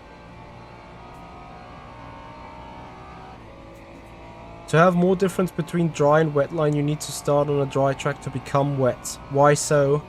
I think if I start with a saturated real road like we did in the first part of the stream, and then start from extremely wet surface and like put the sun out, I think it should dry up.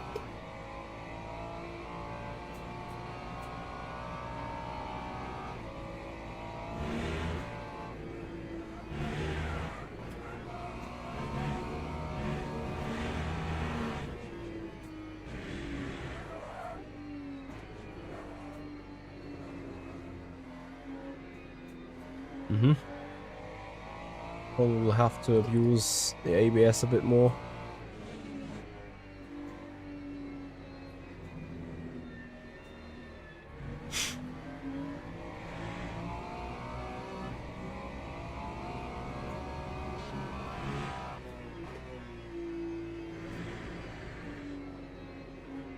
Actually, in those low-speed corners, the LMP, the GT3 feels better off than the LMP3, so maybe, let's see.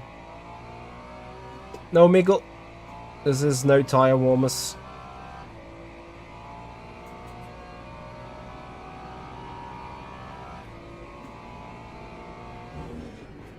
Certainly where the car is more forgiving is like going over these big ass curbs. Question is, are the track limits as forgiving though?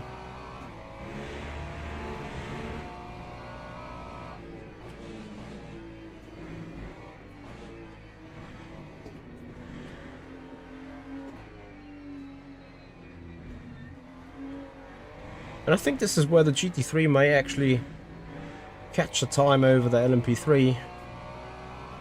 It can run like this over the curbs, right? Can it?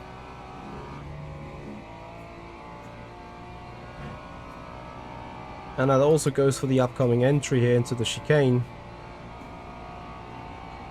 You still should not overdo it. But I guess you can go very hard over those curbs. Deal with the bump. Be on the power here. And surprisingly to me, the GT3s feel also possible to almost do it flat out. Through that high speed turn. I was maybe wrong.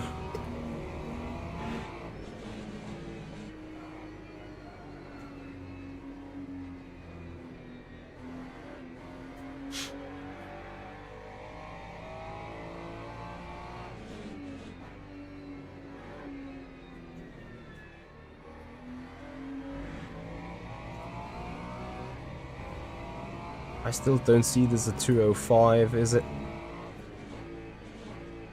I mean, with that mistake, anyway, not, but also generally speaking, 10 seconds from here to the line? Nah.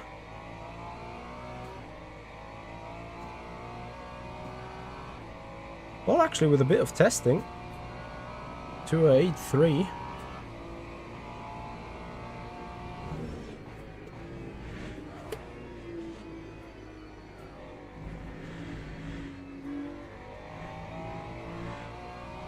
Yuzu,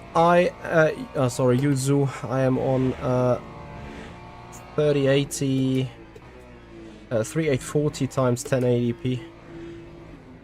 So on a 2K resolution, no, 2K, like 1080p resolution. Yeah, proper track limits. Guilty. Actually got removed again.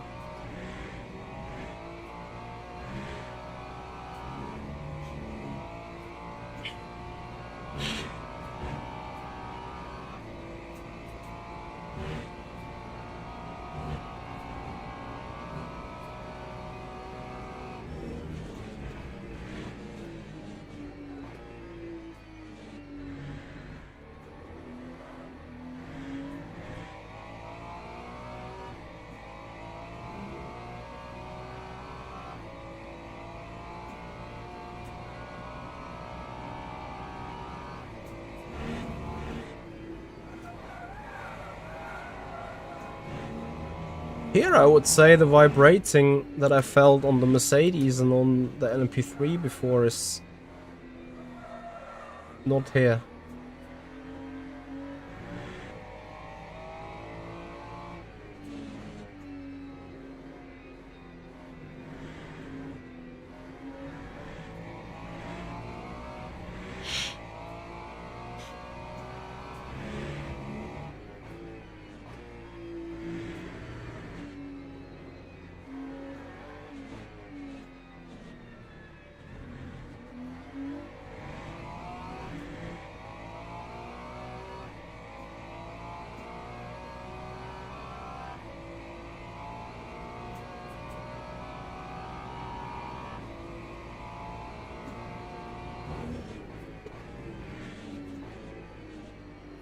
Yeah, I think in all honesty, Le Mans Ultimate made a huge Christmas present to us here already, right? And they have been...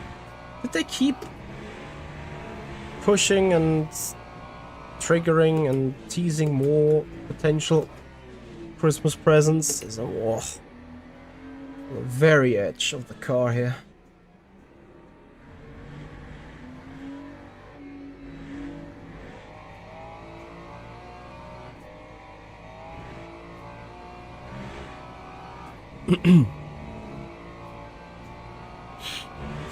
Yeah, I'm almost getting tired as well.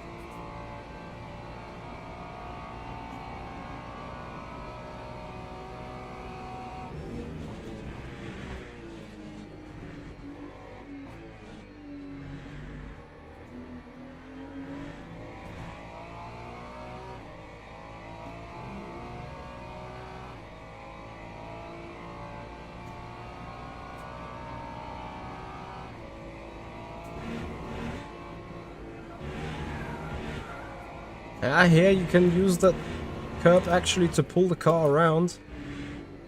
You do it correctly. Oh, this is not correctly though.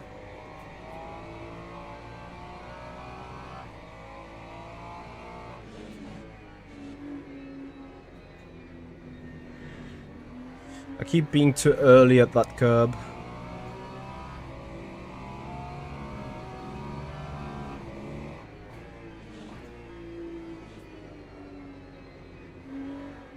What did you say again was the Ferrari's qualifying time?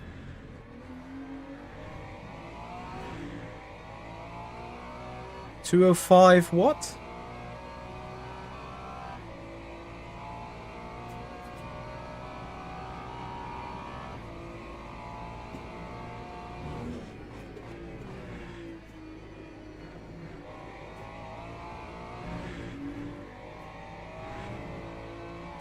.253. Actually,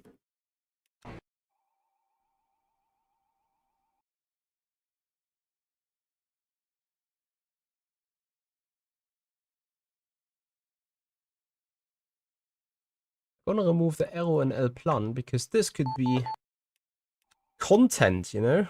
So I'll just keep it standard setup really. I'm gonna put a little less fuel in. I'm gonna put a couple of different TC settings.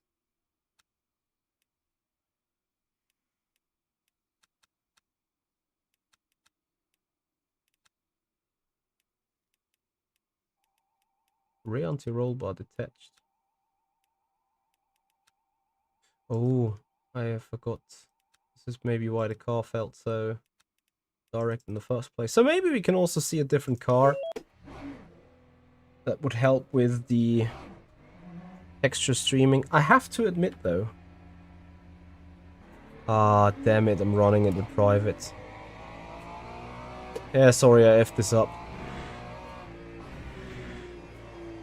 I was surprised already. No, we're not gonna take that tire.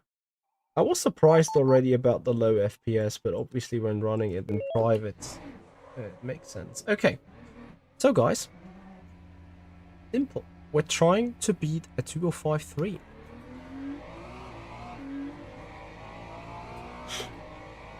Yes, Tyre is way more forgiving with less snaps, I would say. And I'll probably also be obviously looking at this kind of setup.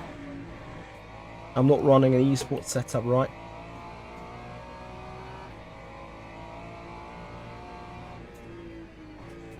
What do you mean I don't use match to car?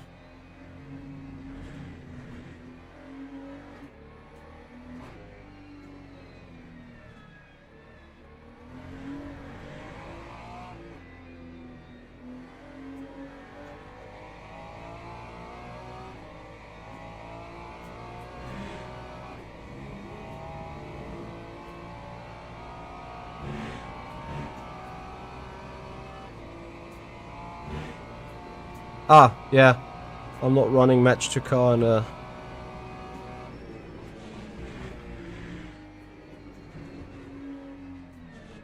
the steering wheel configuration, that's true.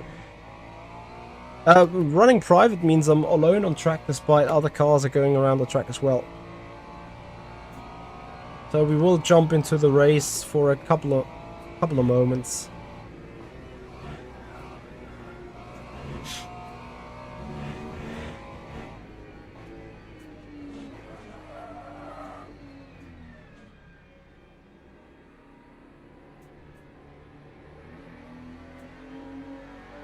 Bring up some heat.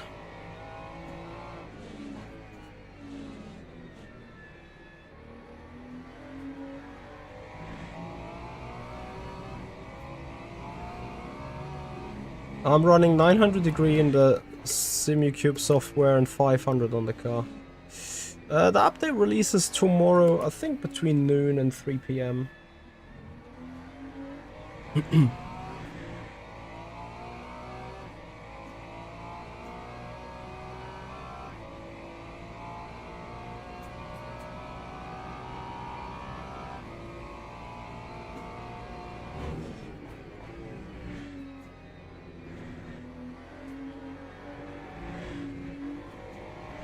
Track limit. Oh, still valid. What?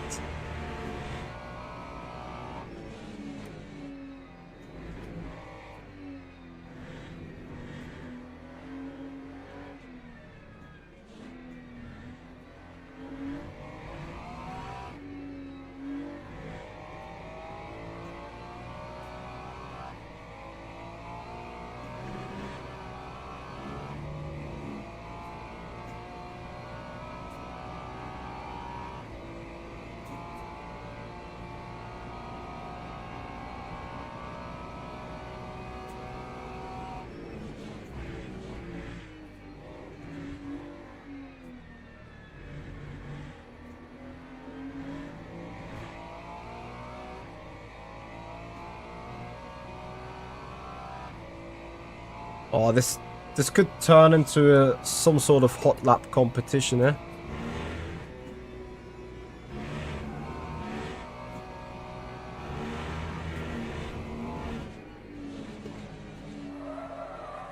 One spin. Saved it. Maybe needs to click more on the front brake bias.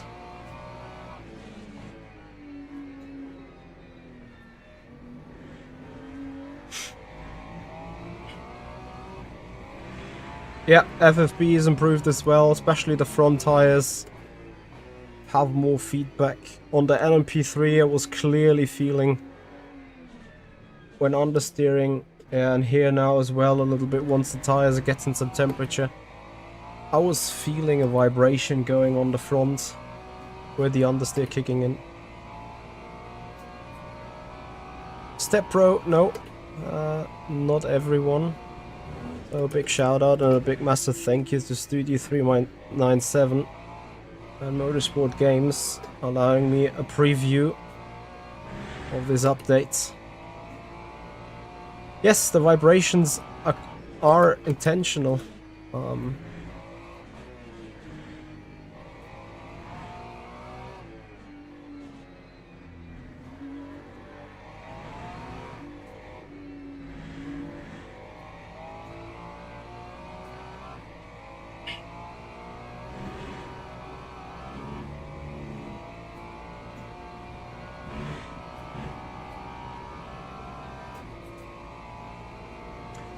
So far the micro stutters feel fine, but yeah, we need to see.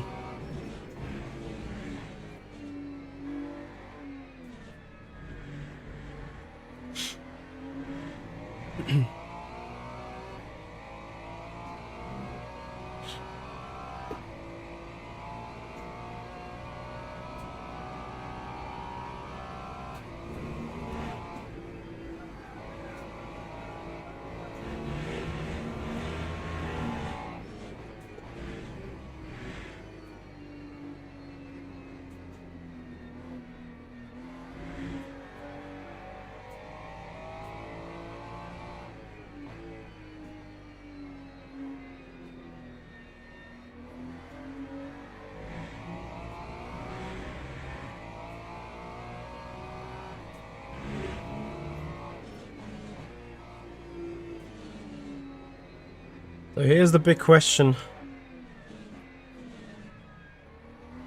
And that big question is, can we do a 205.3 in the Ferrari around here? For realism checks. We need to find 4/10. Let's go.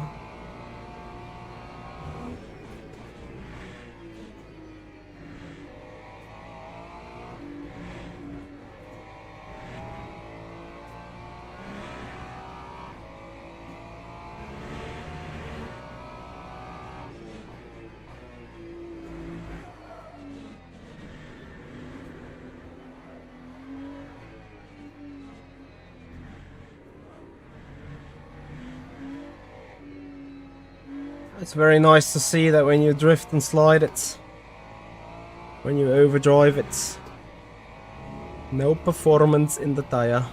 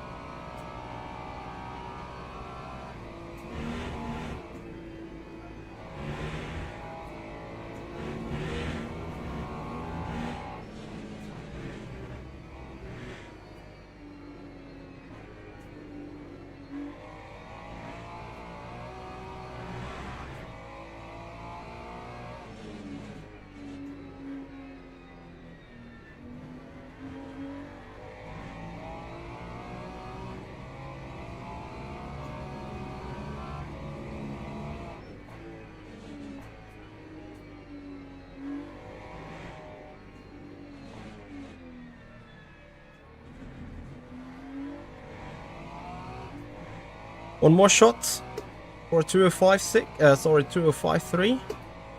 Can we beat the pole time in the real live in the ELMS event? 205.3.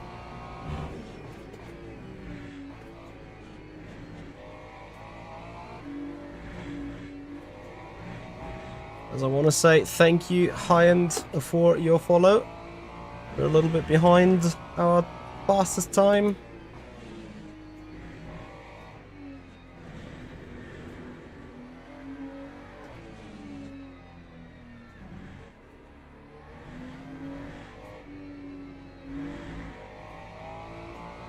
Yeah, look how much more performant the car is when you drive it in a controlled way. Oh, that's tight with the track limits. Ah!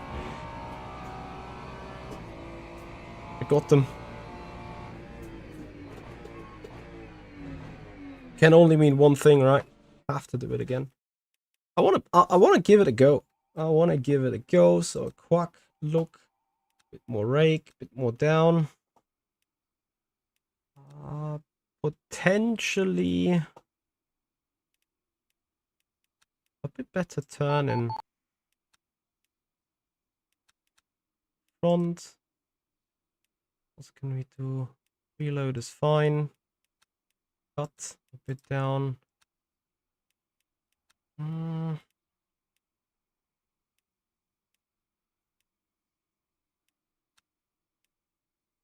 Let's go like this. Should be good.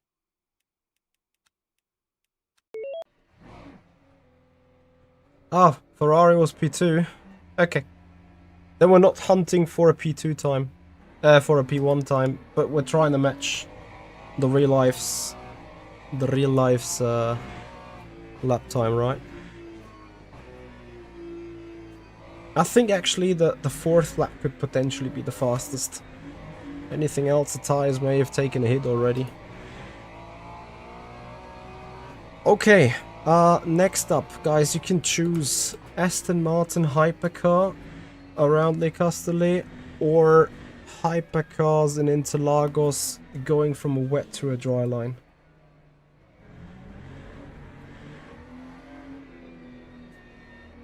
And then we actually check whether the AI is smart enough also to run on the wet patches, right?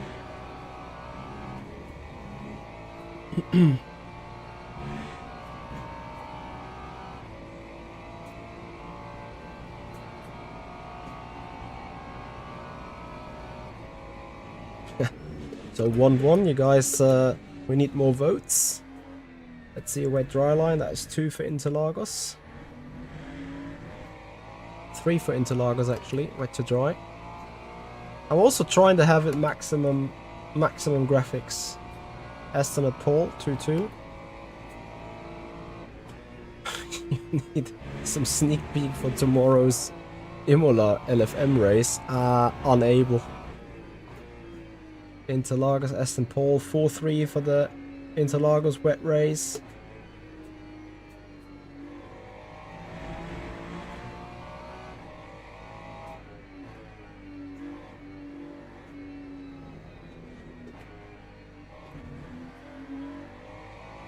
Wet to dry. And wet to dry it is for the moment.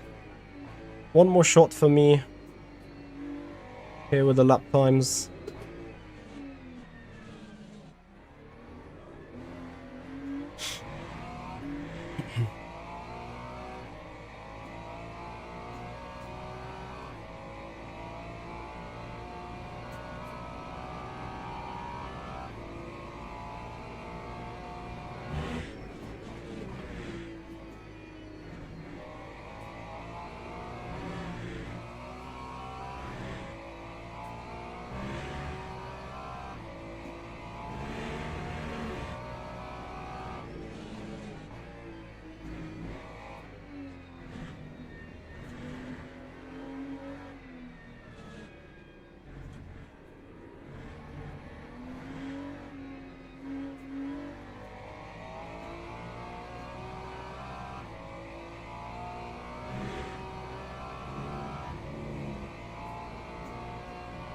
Ah, 2053 should be possible. I think the tires are not 100% yet ready yet.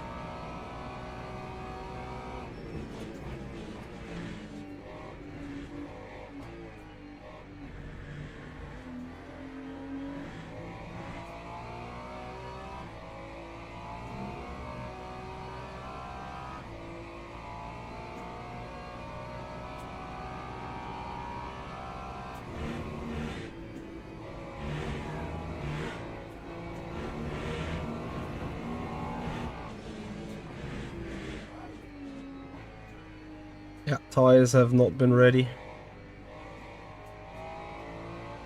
Yeah, now it's 70 degrees on the right hand side.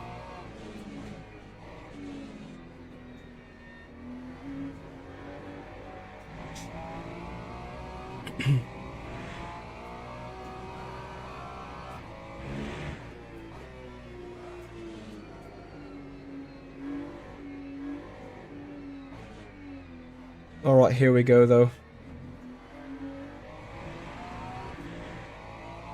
2053. Can we do it? Can we match the real life Ferrari 296 at Paul Ricard in Le Castellet? Let's try.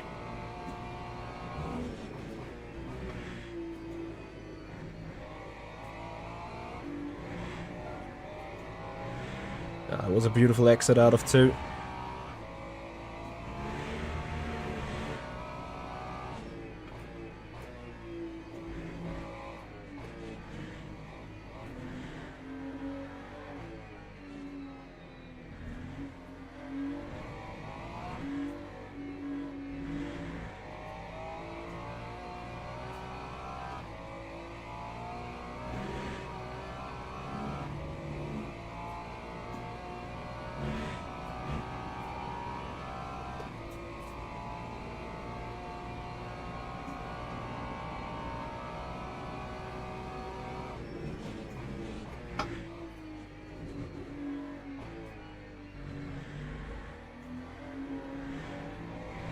A little bit of a moment here on the exits.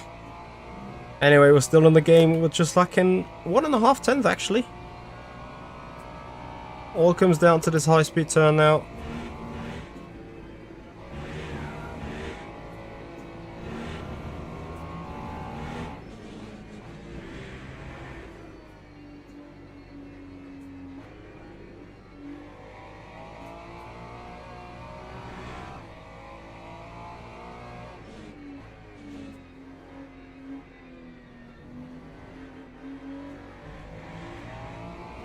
Track limits.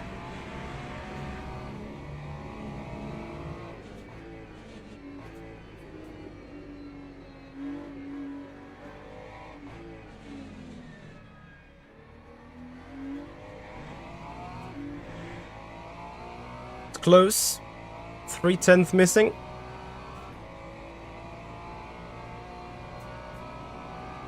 Pretty much 2.5 tenths. Let's go.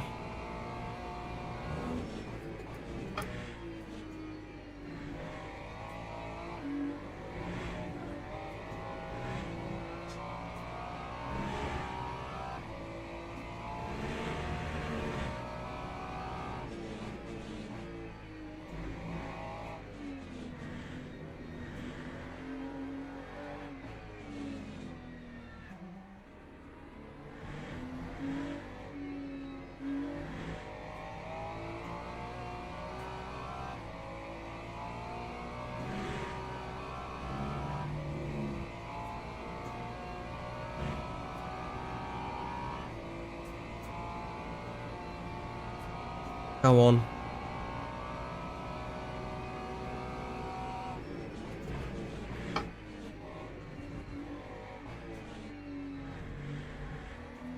Now that is a better exit. 205.39. No, 364 we're chasing, right? Yeah. Ah, slightly missed that apex. Still goodie though.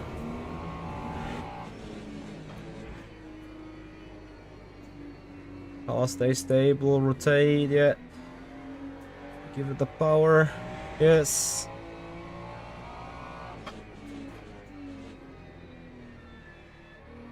Later apex. Better exit. It's close.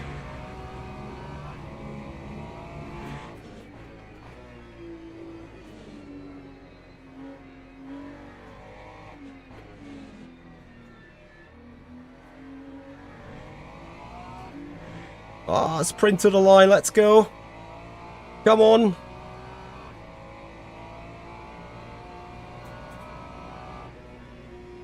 We've done it! 30 thousandths in qualifying configuration. Well, that just speaks for itself. I mean, admittedly, we're talking about the situation now where this is the stock configuration, right? This is a heavy real road. This is lots of cars going around the track. But still, this is in similar conditions, matching the time in real life. Beautiful. Okay. WEC. Interlagos. Where are we? Here. Continue. Taking the BMW though, as you can imagine. Advanced options. Into the race we go. 3 p.m. Preset saturated. Very important. Wet, extremely wet. Real road timescale normal. Fast rolling. Saturated. Maybe we go 45 minutes just to make sure. Weather on race day, sunny. Let's go. This is going to be nuts. This is going to be nuts. Grab some agua.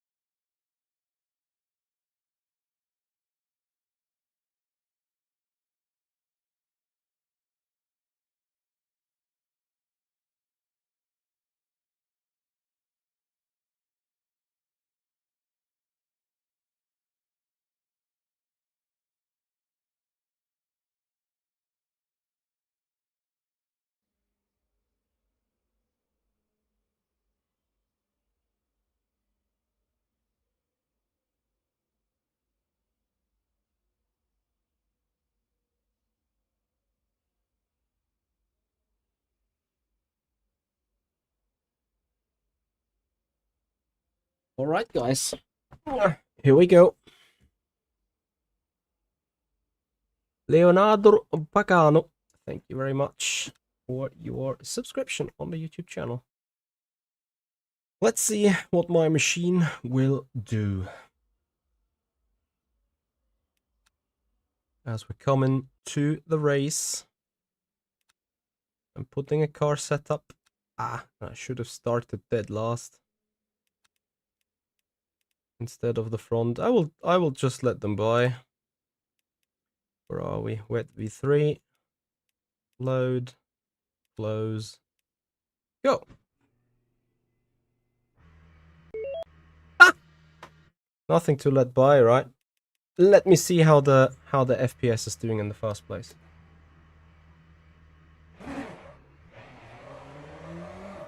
And let's see if they actually go.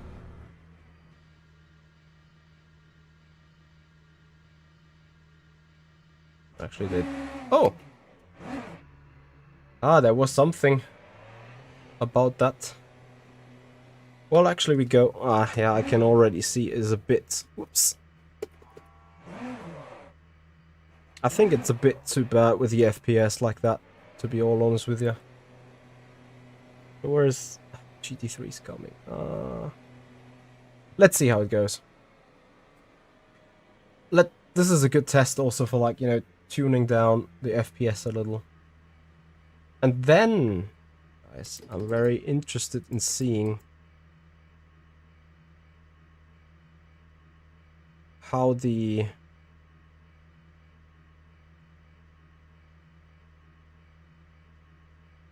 wet lines behavior of the AI is looking. Whether these guys are taking the dry line and just like slippery around, or whether these guys actually use proper brain is the wrong abbreviation, right?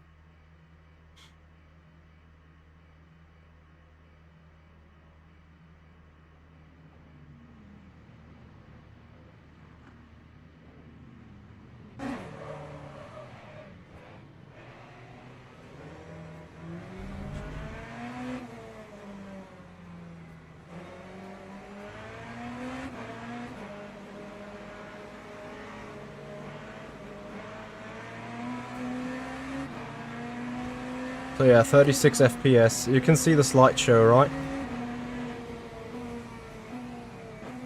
This is not going to be working. So we are going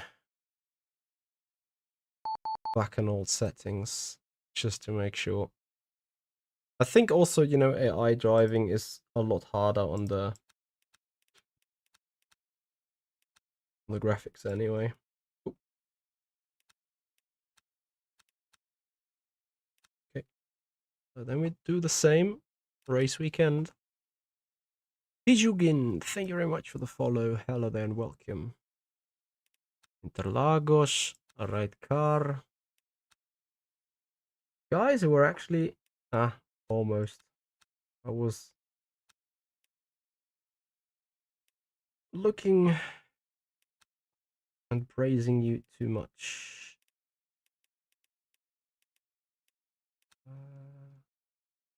Grid position 60. I should turn on the hypercars, right? Makes sense.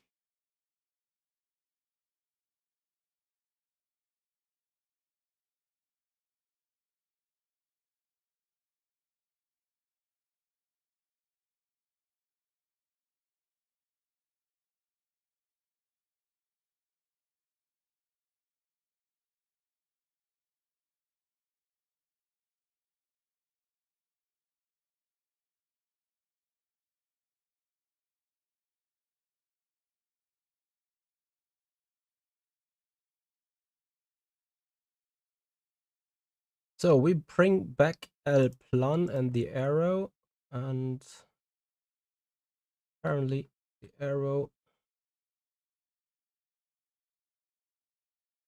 goes back to wet driving lines for the moment.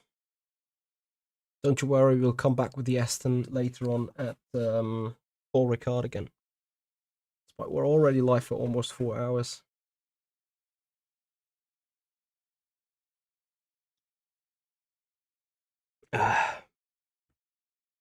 But there's just so much to explore, right?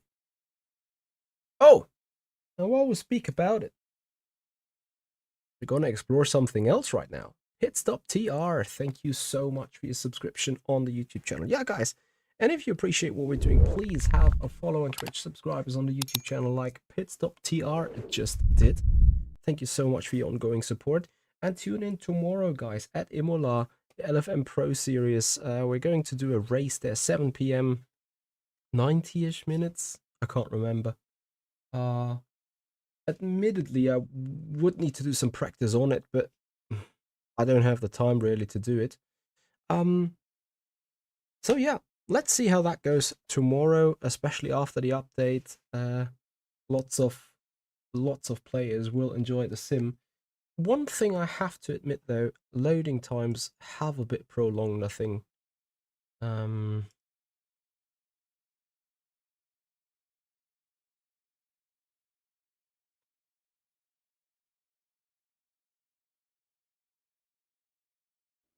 Here we go. Okay, car setup. How about actually go to the next session?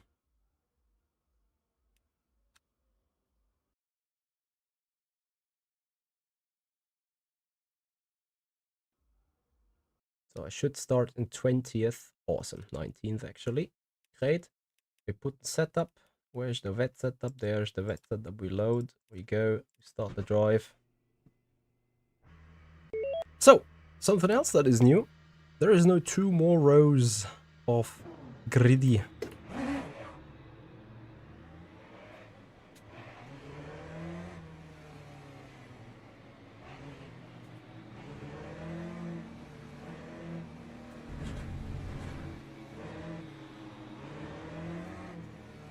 Just want to make sure to really get a penalty, you know.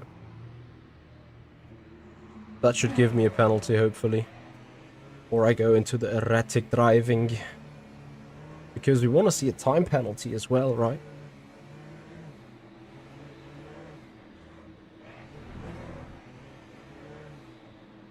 Okay, I hope that is doing the job. We're pushing a couple more cars.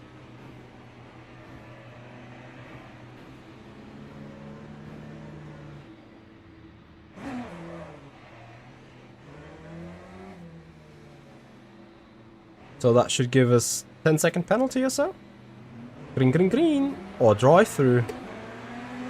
No, we didn't want to have a drive-through, did we? Sorry about that. I thought we would get the 5-second pen. Did too much of it, yeah.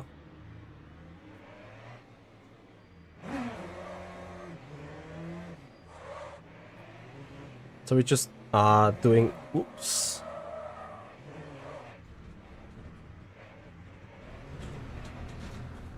Let's just be out of line, right? Where is the wiper? There's the wiper.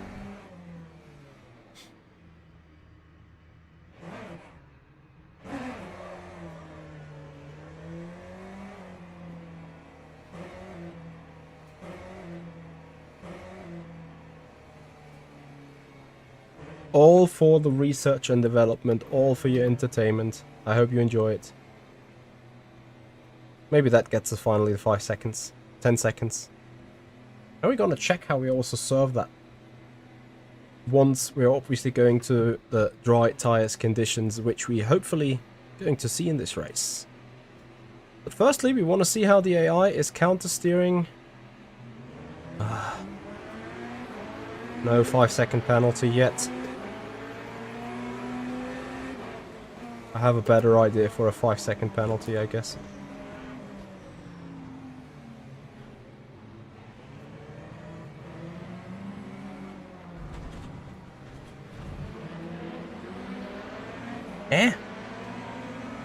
Guys, come on.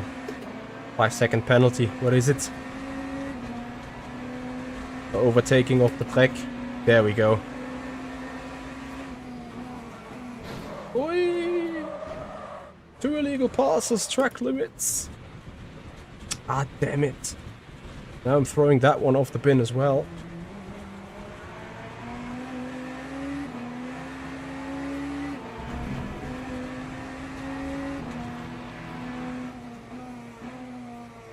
Oh yeah. 3 illegal passes. In before that gives me a DT as well because it's like 3 times. Let me see. Time penalty. Plus 30 seconds. Let's go. Okay, I'm fine with that.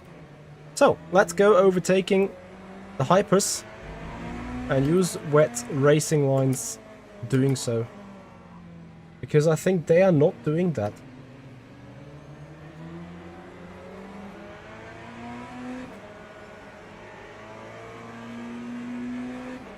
Which means they probably bring out a wider racing line out soon. Ah, slightly slid off. Let's see how much grip they find on the braking zone into turn 1.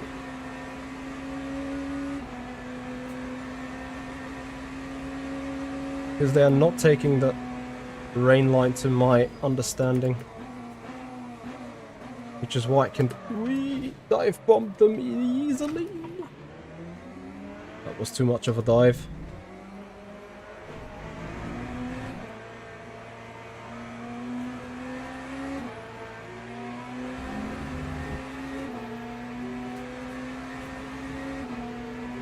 Oh!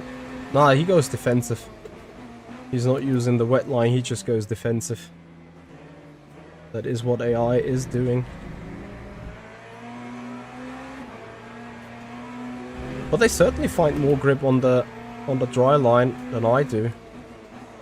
I would say. Pretty much so.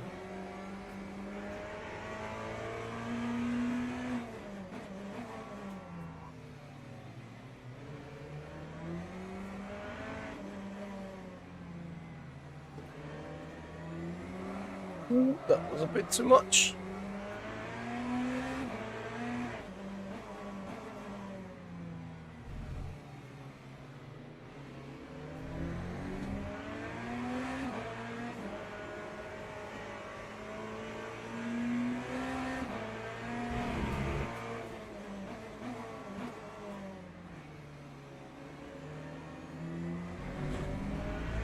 This is a beautiful example of how the dry line works, or the wet line works. Now I just need to put it into better driving.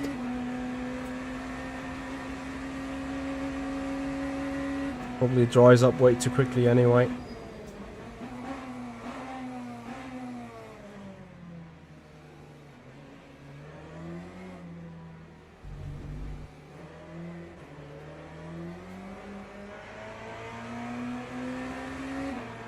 Yeah, it's crazy what the AI is finding in terms of grip levels.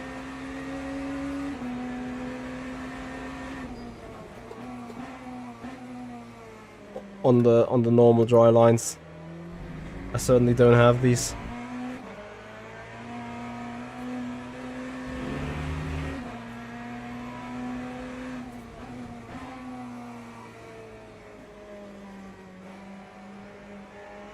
There's only one rain simulator? No, certainly not. Now there's at least two. Because the dry racing line is just as slippery as it would be in the other simulation that you're referring to. There's AI, check the files. Check the files.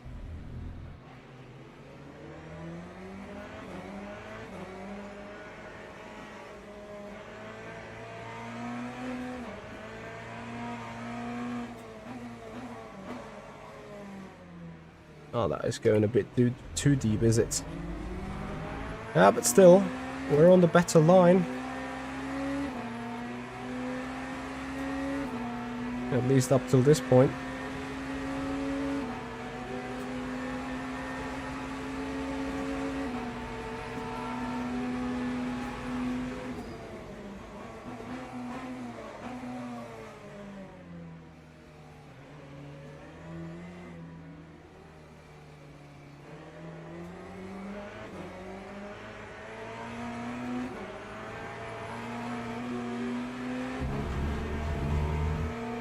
I just pushed me off.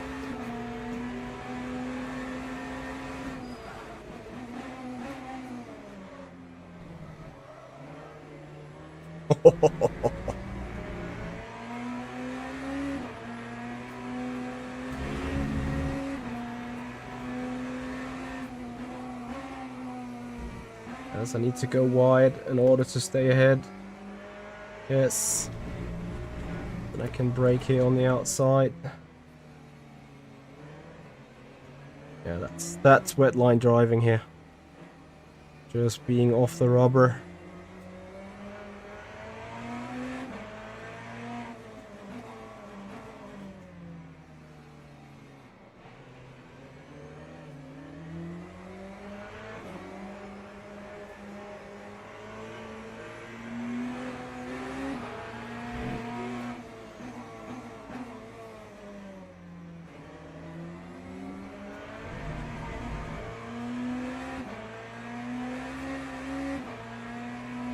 Oof.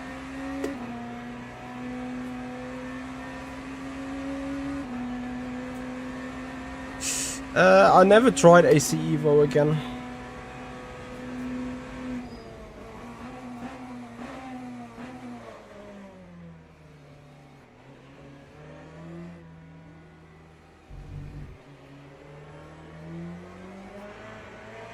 Like, I need to go around the outside here in order to even find some grip.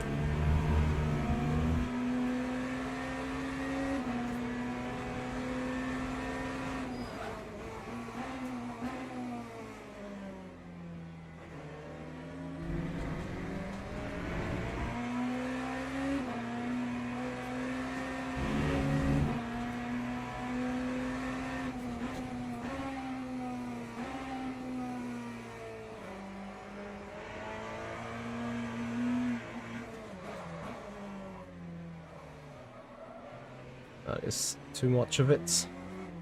I think I'm overheating my wet tires now already.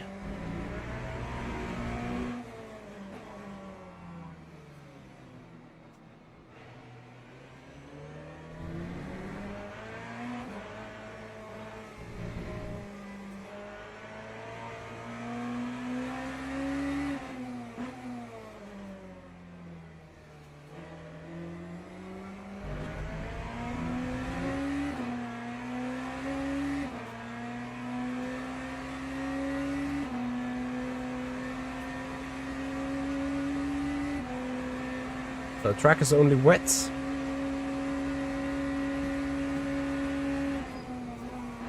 I honestly think the Le Mans Ultimate AI is one of the best AIs when it comes to racecraft. Obviously, exceptions always mark the case.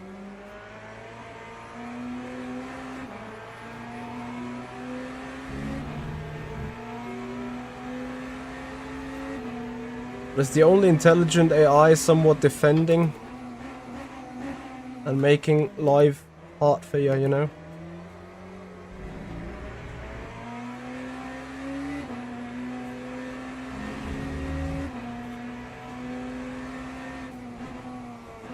Ah, damn it. Now I sold myself, did I? Just about not.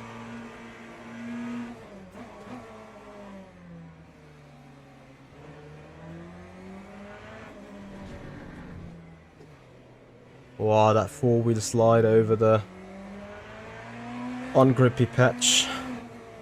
I haven't quite figured it out. Where is the best way to go with the car? Here I just start understeering. This is the dry line stuff where I just go off. And I think it's still a tad too wet for using the dry stuff.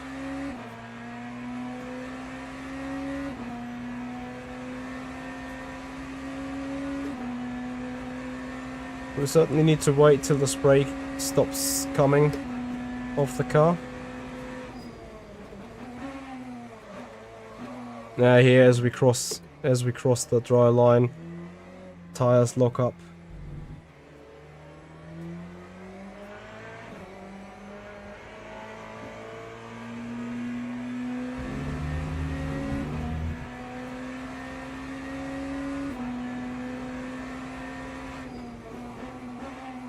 Because I'm still, you know, I'm getting a good heading on the exit.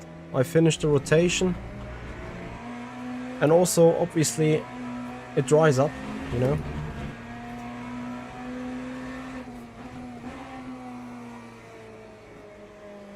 I would be slip and sliding even further if I would be on the dry line. Like this rear slide would come up even harder.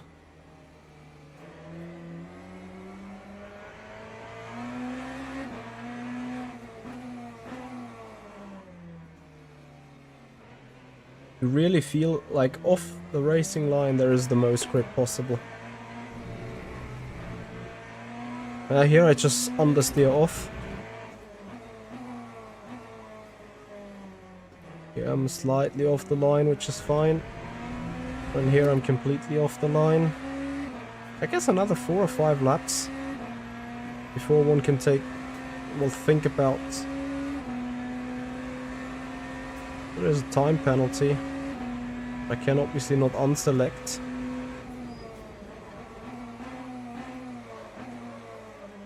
I really need to stay tight here. If I stay tight here and then do the rotation there, I can get sort of a straight line exit here.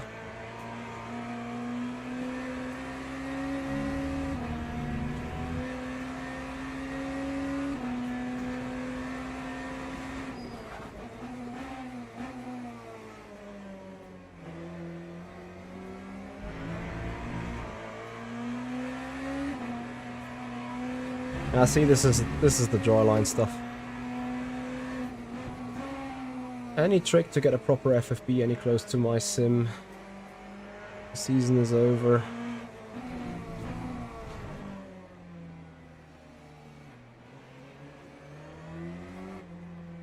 I think there is a good amount of FFB. It used to be a bit stronger in R-Factor 2 times.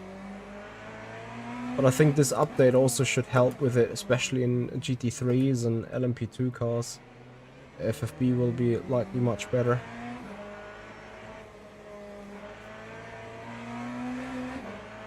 It's a bit of a sad story that the AI is taking the dry line no matter what.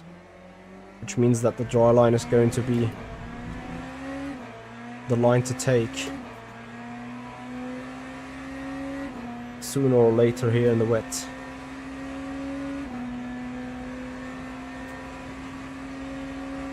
slightly wet, and you know what? I'm just gonna risk it. You feel the dry line to already pick up performance. It's not perfect yet. As you see, dry line on the exit of 3 is slower than the lap before on the wet line. But again, spray is about to be gone anyway. So, and I need to see how we're dealing with the 30 seconds now. I appreciate the 10 seconds per illegal overtake or per track limit stuff. 5 might be too easy to get away with. 10 is at least significant, but not entirely killing your race if you got the skill and the speed.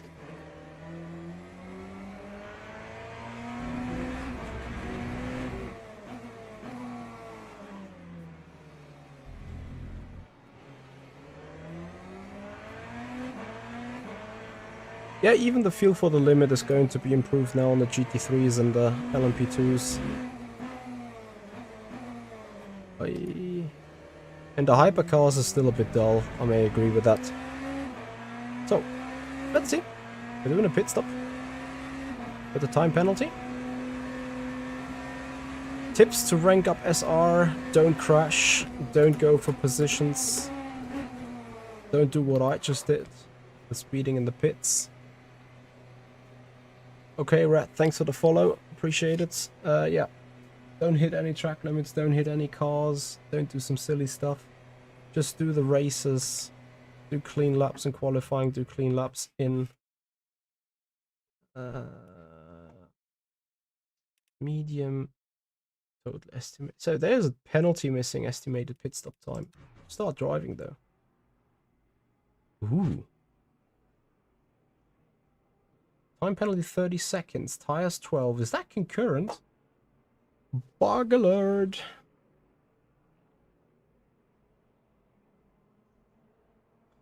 Duarte 11 Vieira. Hello there. Yeah, at the moment it's a death trap, I agree. Is that the case? Nice, yeah, okay, very good. 42 seconds.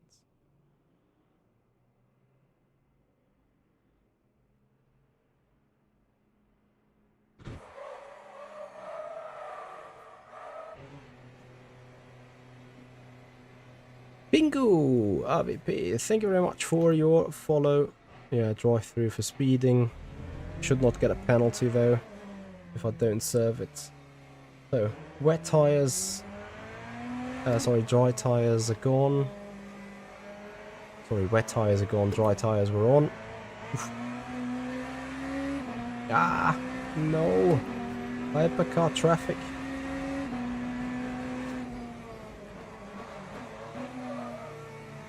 Still slightly wet. Where is the grip?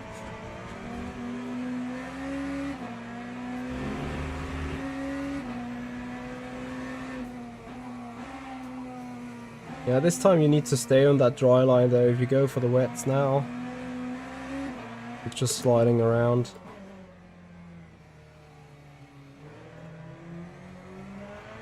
So I need to be following those hypercars as much as I can.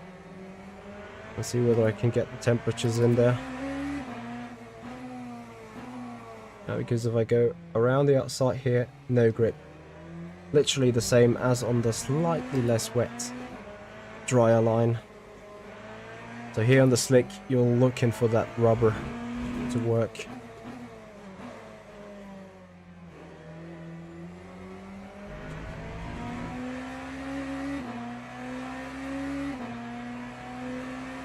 I don't think that the dry tire is too grippy on the wet, as you can see. Like same here. And also break it on the very inside. Oh yeah, potentially a bit too grippy.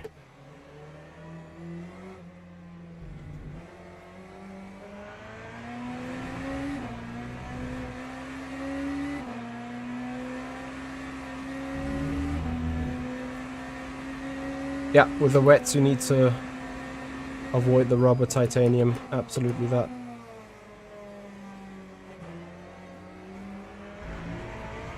I'll re-upload the part of this stream where we did wet driving.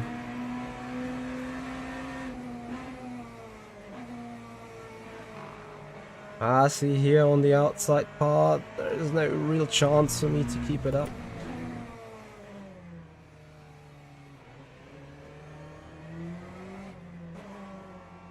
And you can already see that the dry line is much more wider than it was before the update. Remember the way the real road is getting calculated from the tires going over it. So the dry tires are now already quicker. Are also much more dangerous.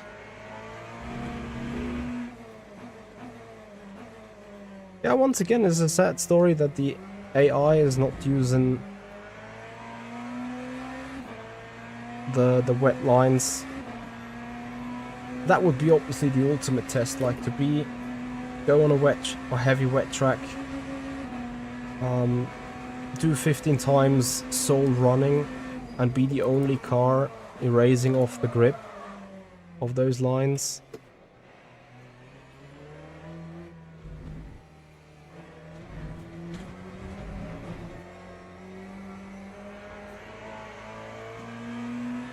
So, and then 2 or 3 more laps. And then let's jump back in the Aston Martin Valkyrie for Ricard. Yeah, you see my lap times over the AI now, a couple of seconds faster. Wonder why they're not pitting. That would be obviously the ultimate challenge. They kind of don't pit. I would go to the end and would make up a full lap.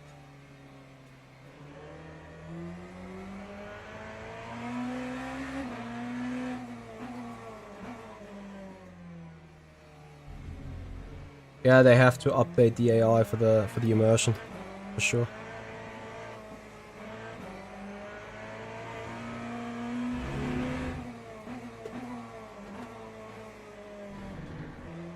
Probably all they need to do is like search.grip.exe and AI will do different lines. You beautifully see how wide the dry line already is. I think that still goes a bit too fast. If that was a heavy rain shower and it just stopped, it would have just taken less than 20 minutes to dry up. I think that's not right. That's way too quick.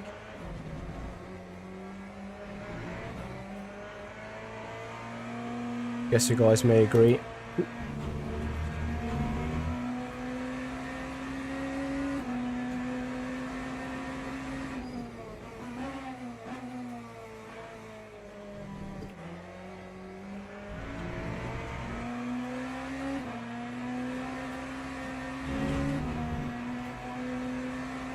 So you guys looking forward to the Aston Martin Valkyrie? I'm looking forward to gorgeous V12 sounds, at least going down the main straight.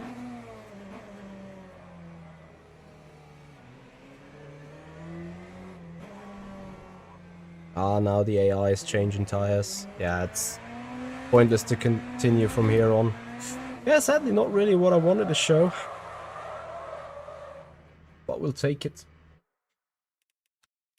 Last thing for tonight, the Aston Martin Valkyrie. I want to see how it takes the curbs around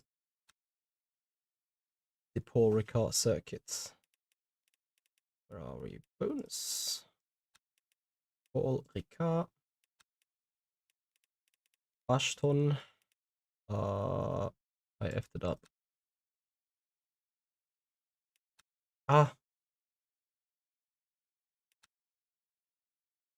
Nice UI.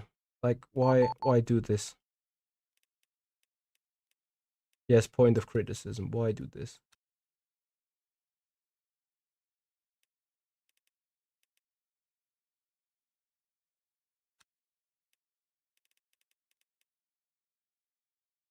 Eh? 2025?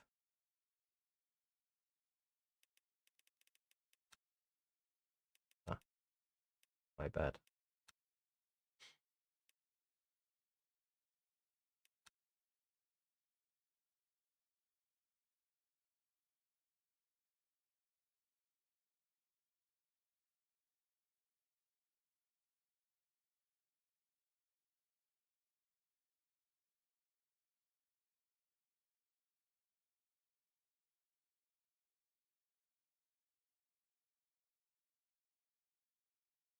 Yeah, I've effed it up. I'm sorry about that. Okay, it's getting late. I'm getting tired.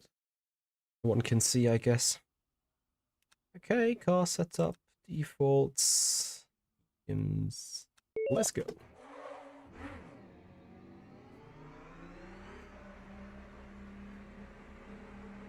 Searchgrip.exe, absolutely that.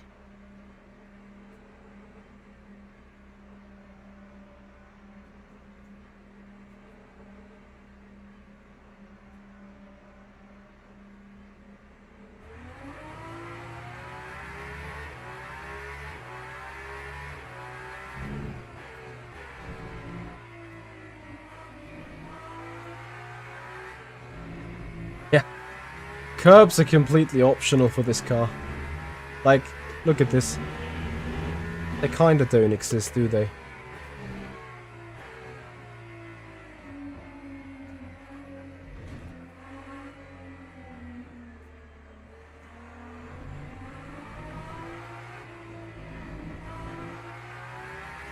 The only car that really ignores these curbs. I reckon that the Aston Martin is going to be hell of a car around here. Simply you can... I mean, yeah, obviously when you go with it over the tires, but still though, it will be most impressive in that high-speed turn now.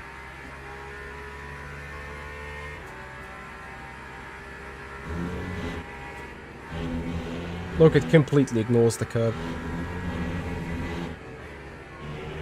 It really completely ignores the curb.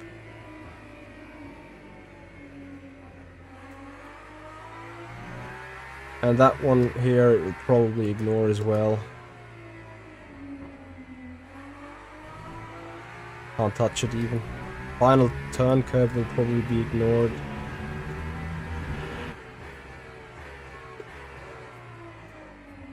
I need to get down to the bad brakes though still.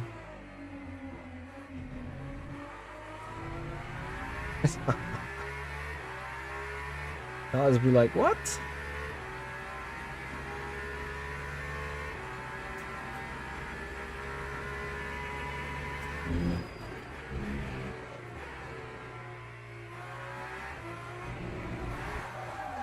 This is...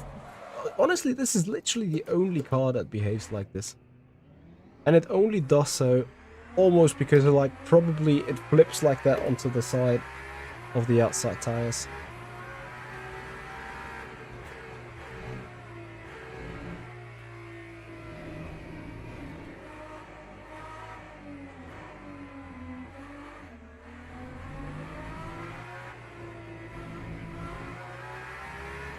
Just massive understeer.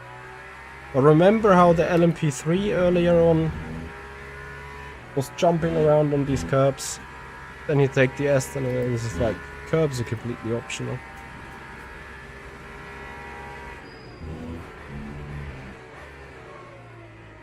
The only thing that's not optional is this excessive understeer the car does.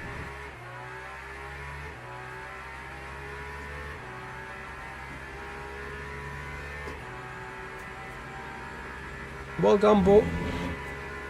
R Factor 2 is always a good starting point, and then Le Mans Ultimate, and maybe also a little bit of iRacing, depending on what you feel like it.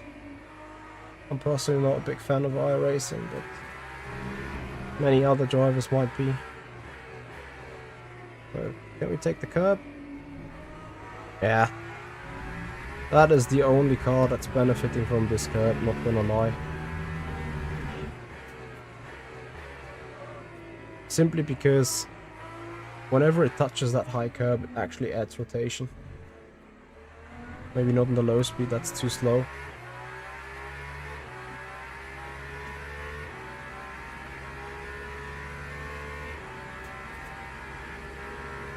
I do like the shifters on my wheel. Do you have issues with the shifters on that wheel?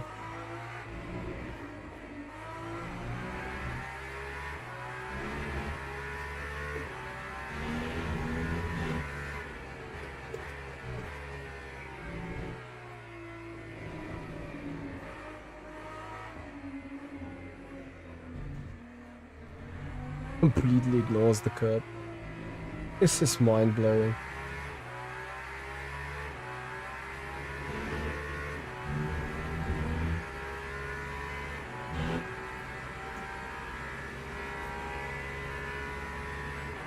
Yeah, Gumbo, but the PC will give you more options and better physics for sure.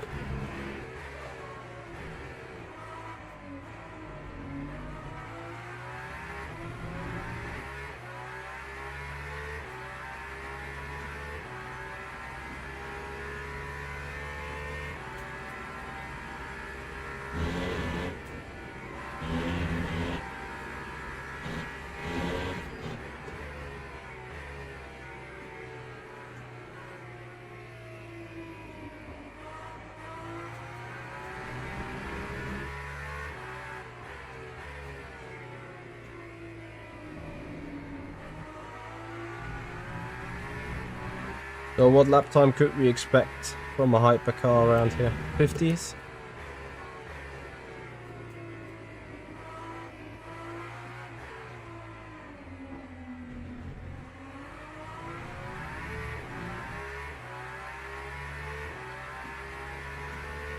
Yeah, 50s.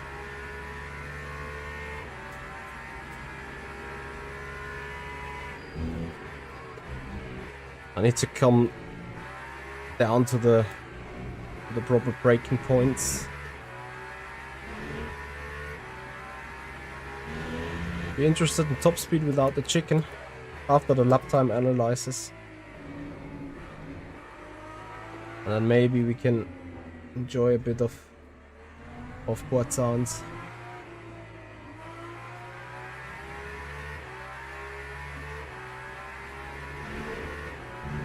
Okay, that blue stuff is really grippy.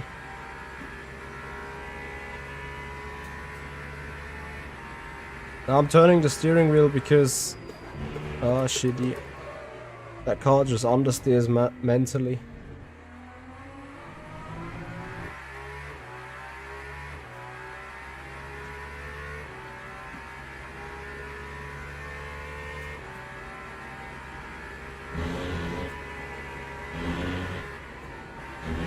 I'm not sure if hypercars can take it flat.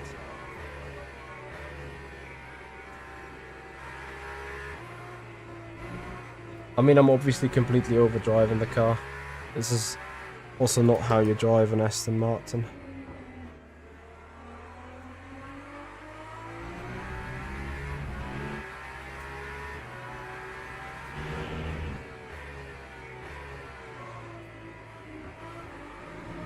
Let's go for the straight line speed test. I mean, it's default setup, but I don't think we're gonna reach more than 320.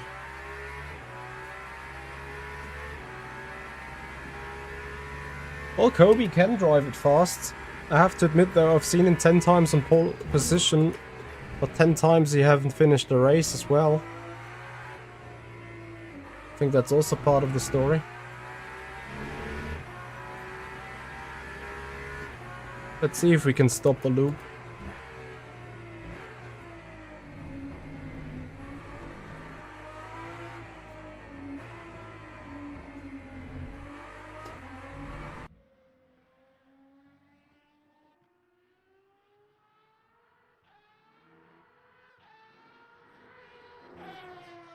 Almost.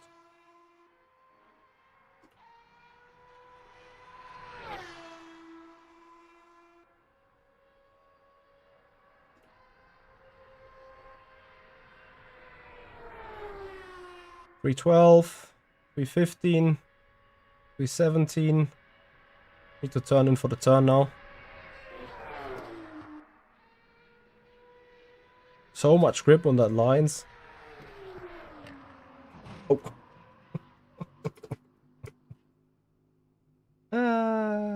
Interesting stuff. Okay, so a quick clicky boys on the setup then, right? Yeah, that is understeery AF though. Car's been built for safety, not for turning. Put that. Let's give this a shot. Hey, Hendrik with the raid. Hey, buddy. How you doing? Hendrik joining here will be like, was gucke ich mir hier an? Der fährt ja gar nicht on board.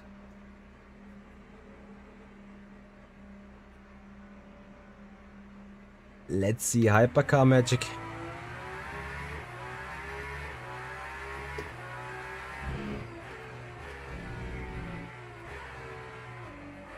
So guys, 150s, sub 150s perhaps. Das ist absoluter Peak hier. 4 Stunden live. Can't remember last time I was driving for almost 4 hours straight. It was a long while.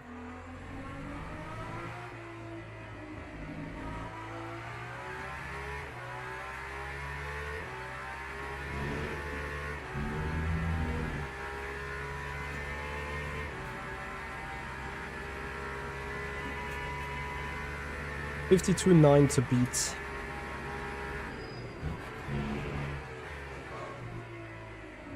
Still too late on the brakes.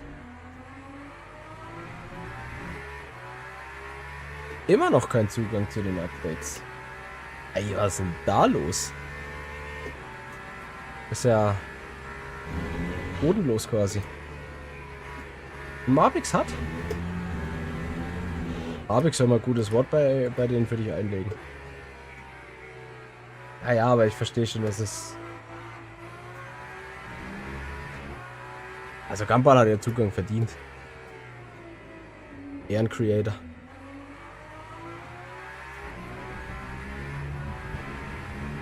Ja, mehr als skandalös. Omre! Thank you for your follow. So.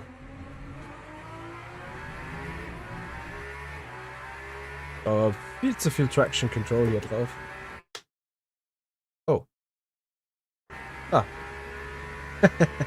Was the alternative pause button?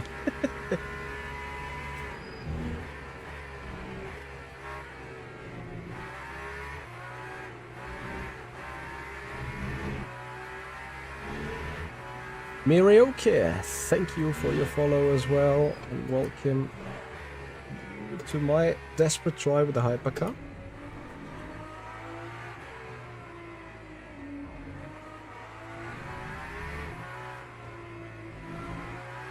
I need to take more of the curb. As I said earlier before, Aston Martin the only car that ignores the curbs. Yes, the game pauses for me too. Change that.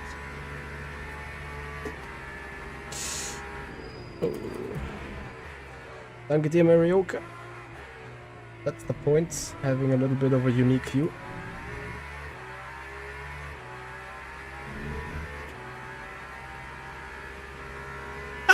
Das Hypercar hat ein Motormap, ich glaub's nicht.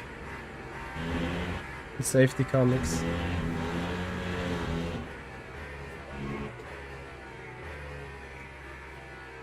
I don't know. I don't think we can go sub 50s. Unless I've done multiple mistakes that have a value of over 2 seconds. Turlon, thank you very much for the follow and welcome to the stream.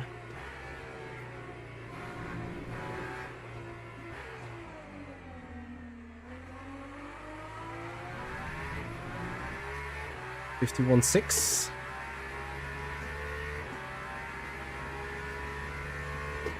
Master, only issue about Le Mans Ultimate is not enough tracks. Well, I guess that's a game title related issue with WEC. But maybe they put ALMS on top of it after Barcelona then. Digga, ist nicht normal. Actually need the curbs to rotate the car accordingly. Alles klar, Henrik. Danke für den Raid. Guten Abend dir. So guys, we're coming to an end. I think this is one of the final laps actually. I have to admit, I'm kinda done. Much as I do love running around the track, learning the track limits and stuff. Cars racing in Mugello. Let's go through the bucket list. What kind of tracks would actually be missing?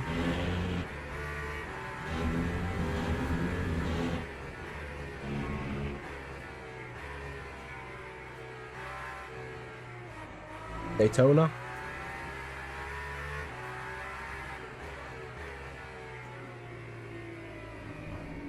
Perhaps the Nürburgring as an endurance track might be worth it. Not the Nordschleife though. But probably I can already see the studio being punted off. Oh yeah, you get big track limits when you cut that inside thing. Oh.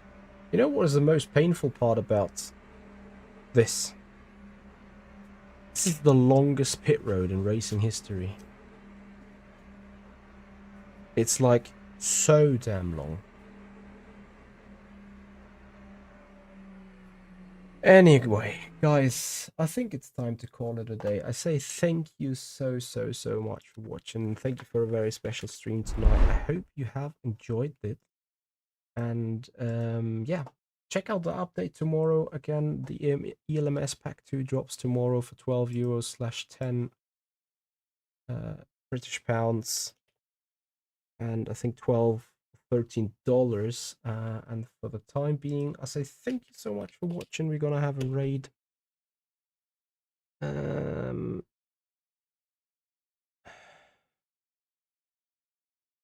don't see anyone live with Lamar Ultimate really.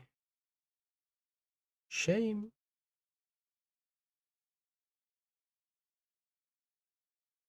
LG 971. Guys, have a good time. Enjoy more Lamar Ultimate. Thank you for watching. Remember to give the stream a thumbs up, subscribe on the YouTube channel, follow on Twitch if you haven't done already. And I say thank you very much for doing so. For Naimataku, thank you for your sub. And yeah, everyone enjoy the start into the week. See you and goodbye.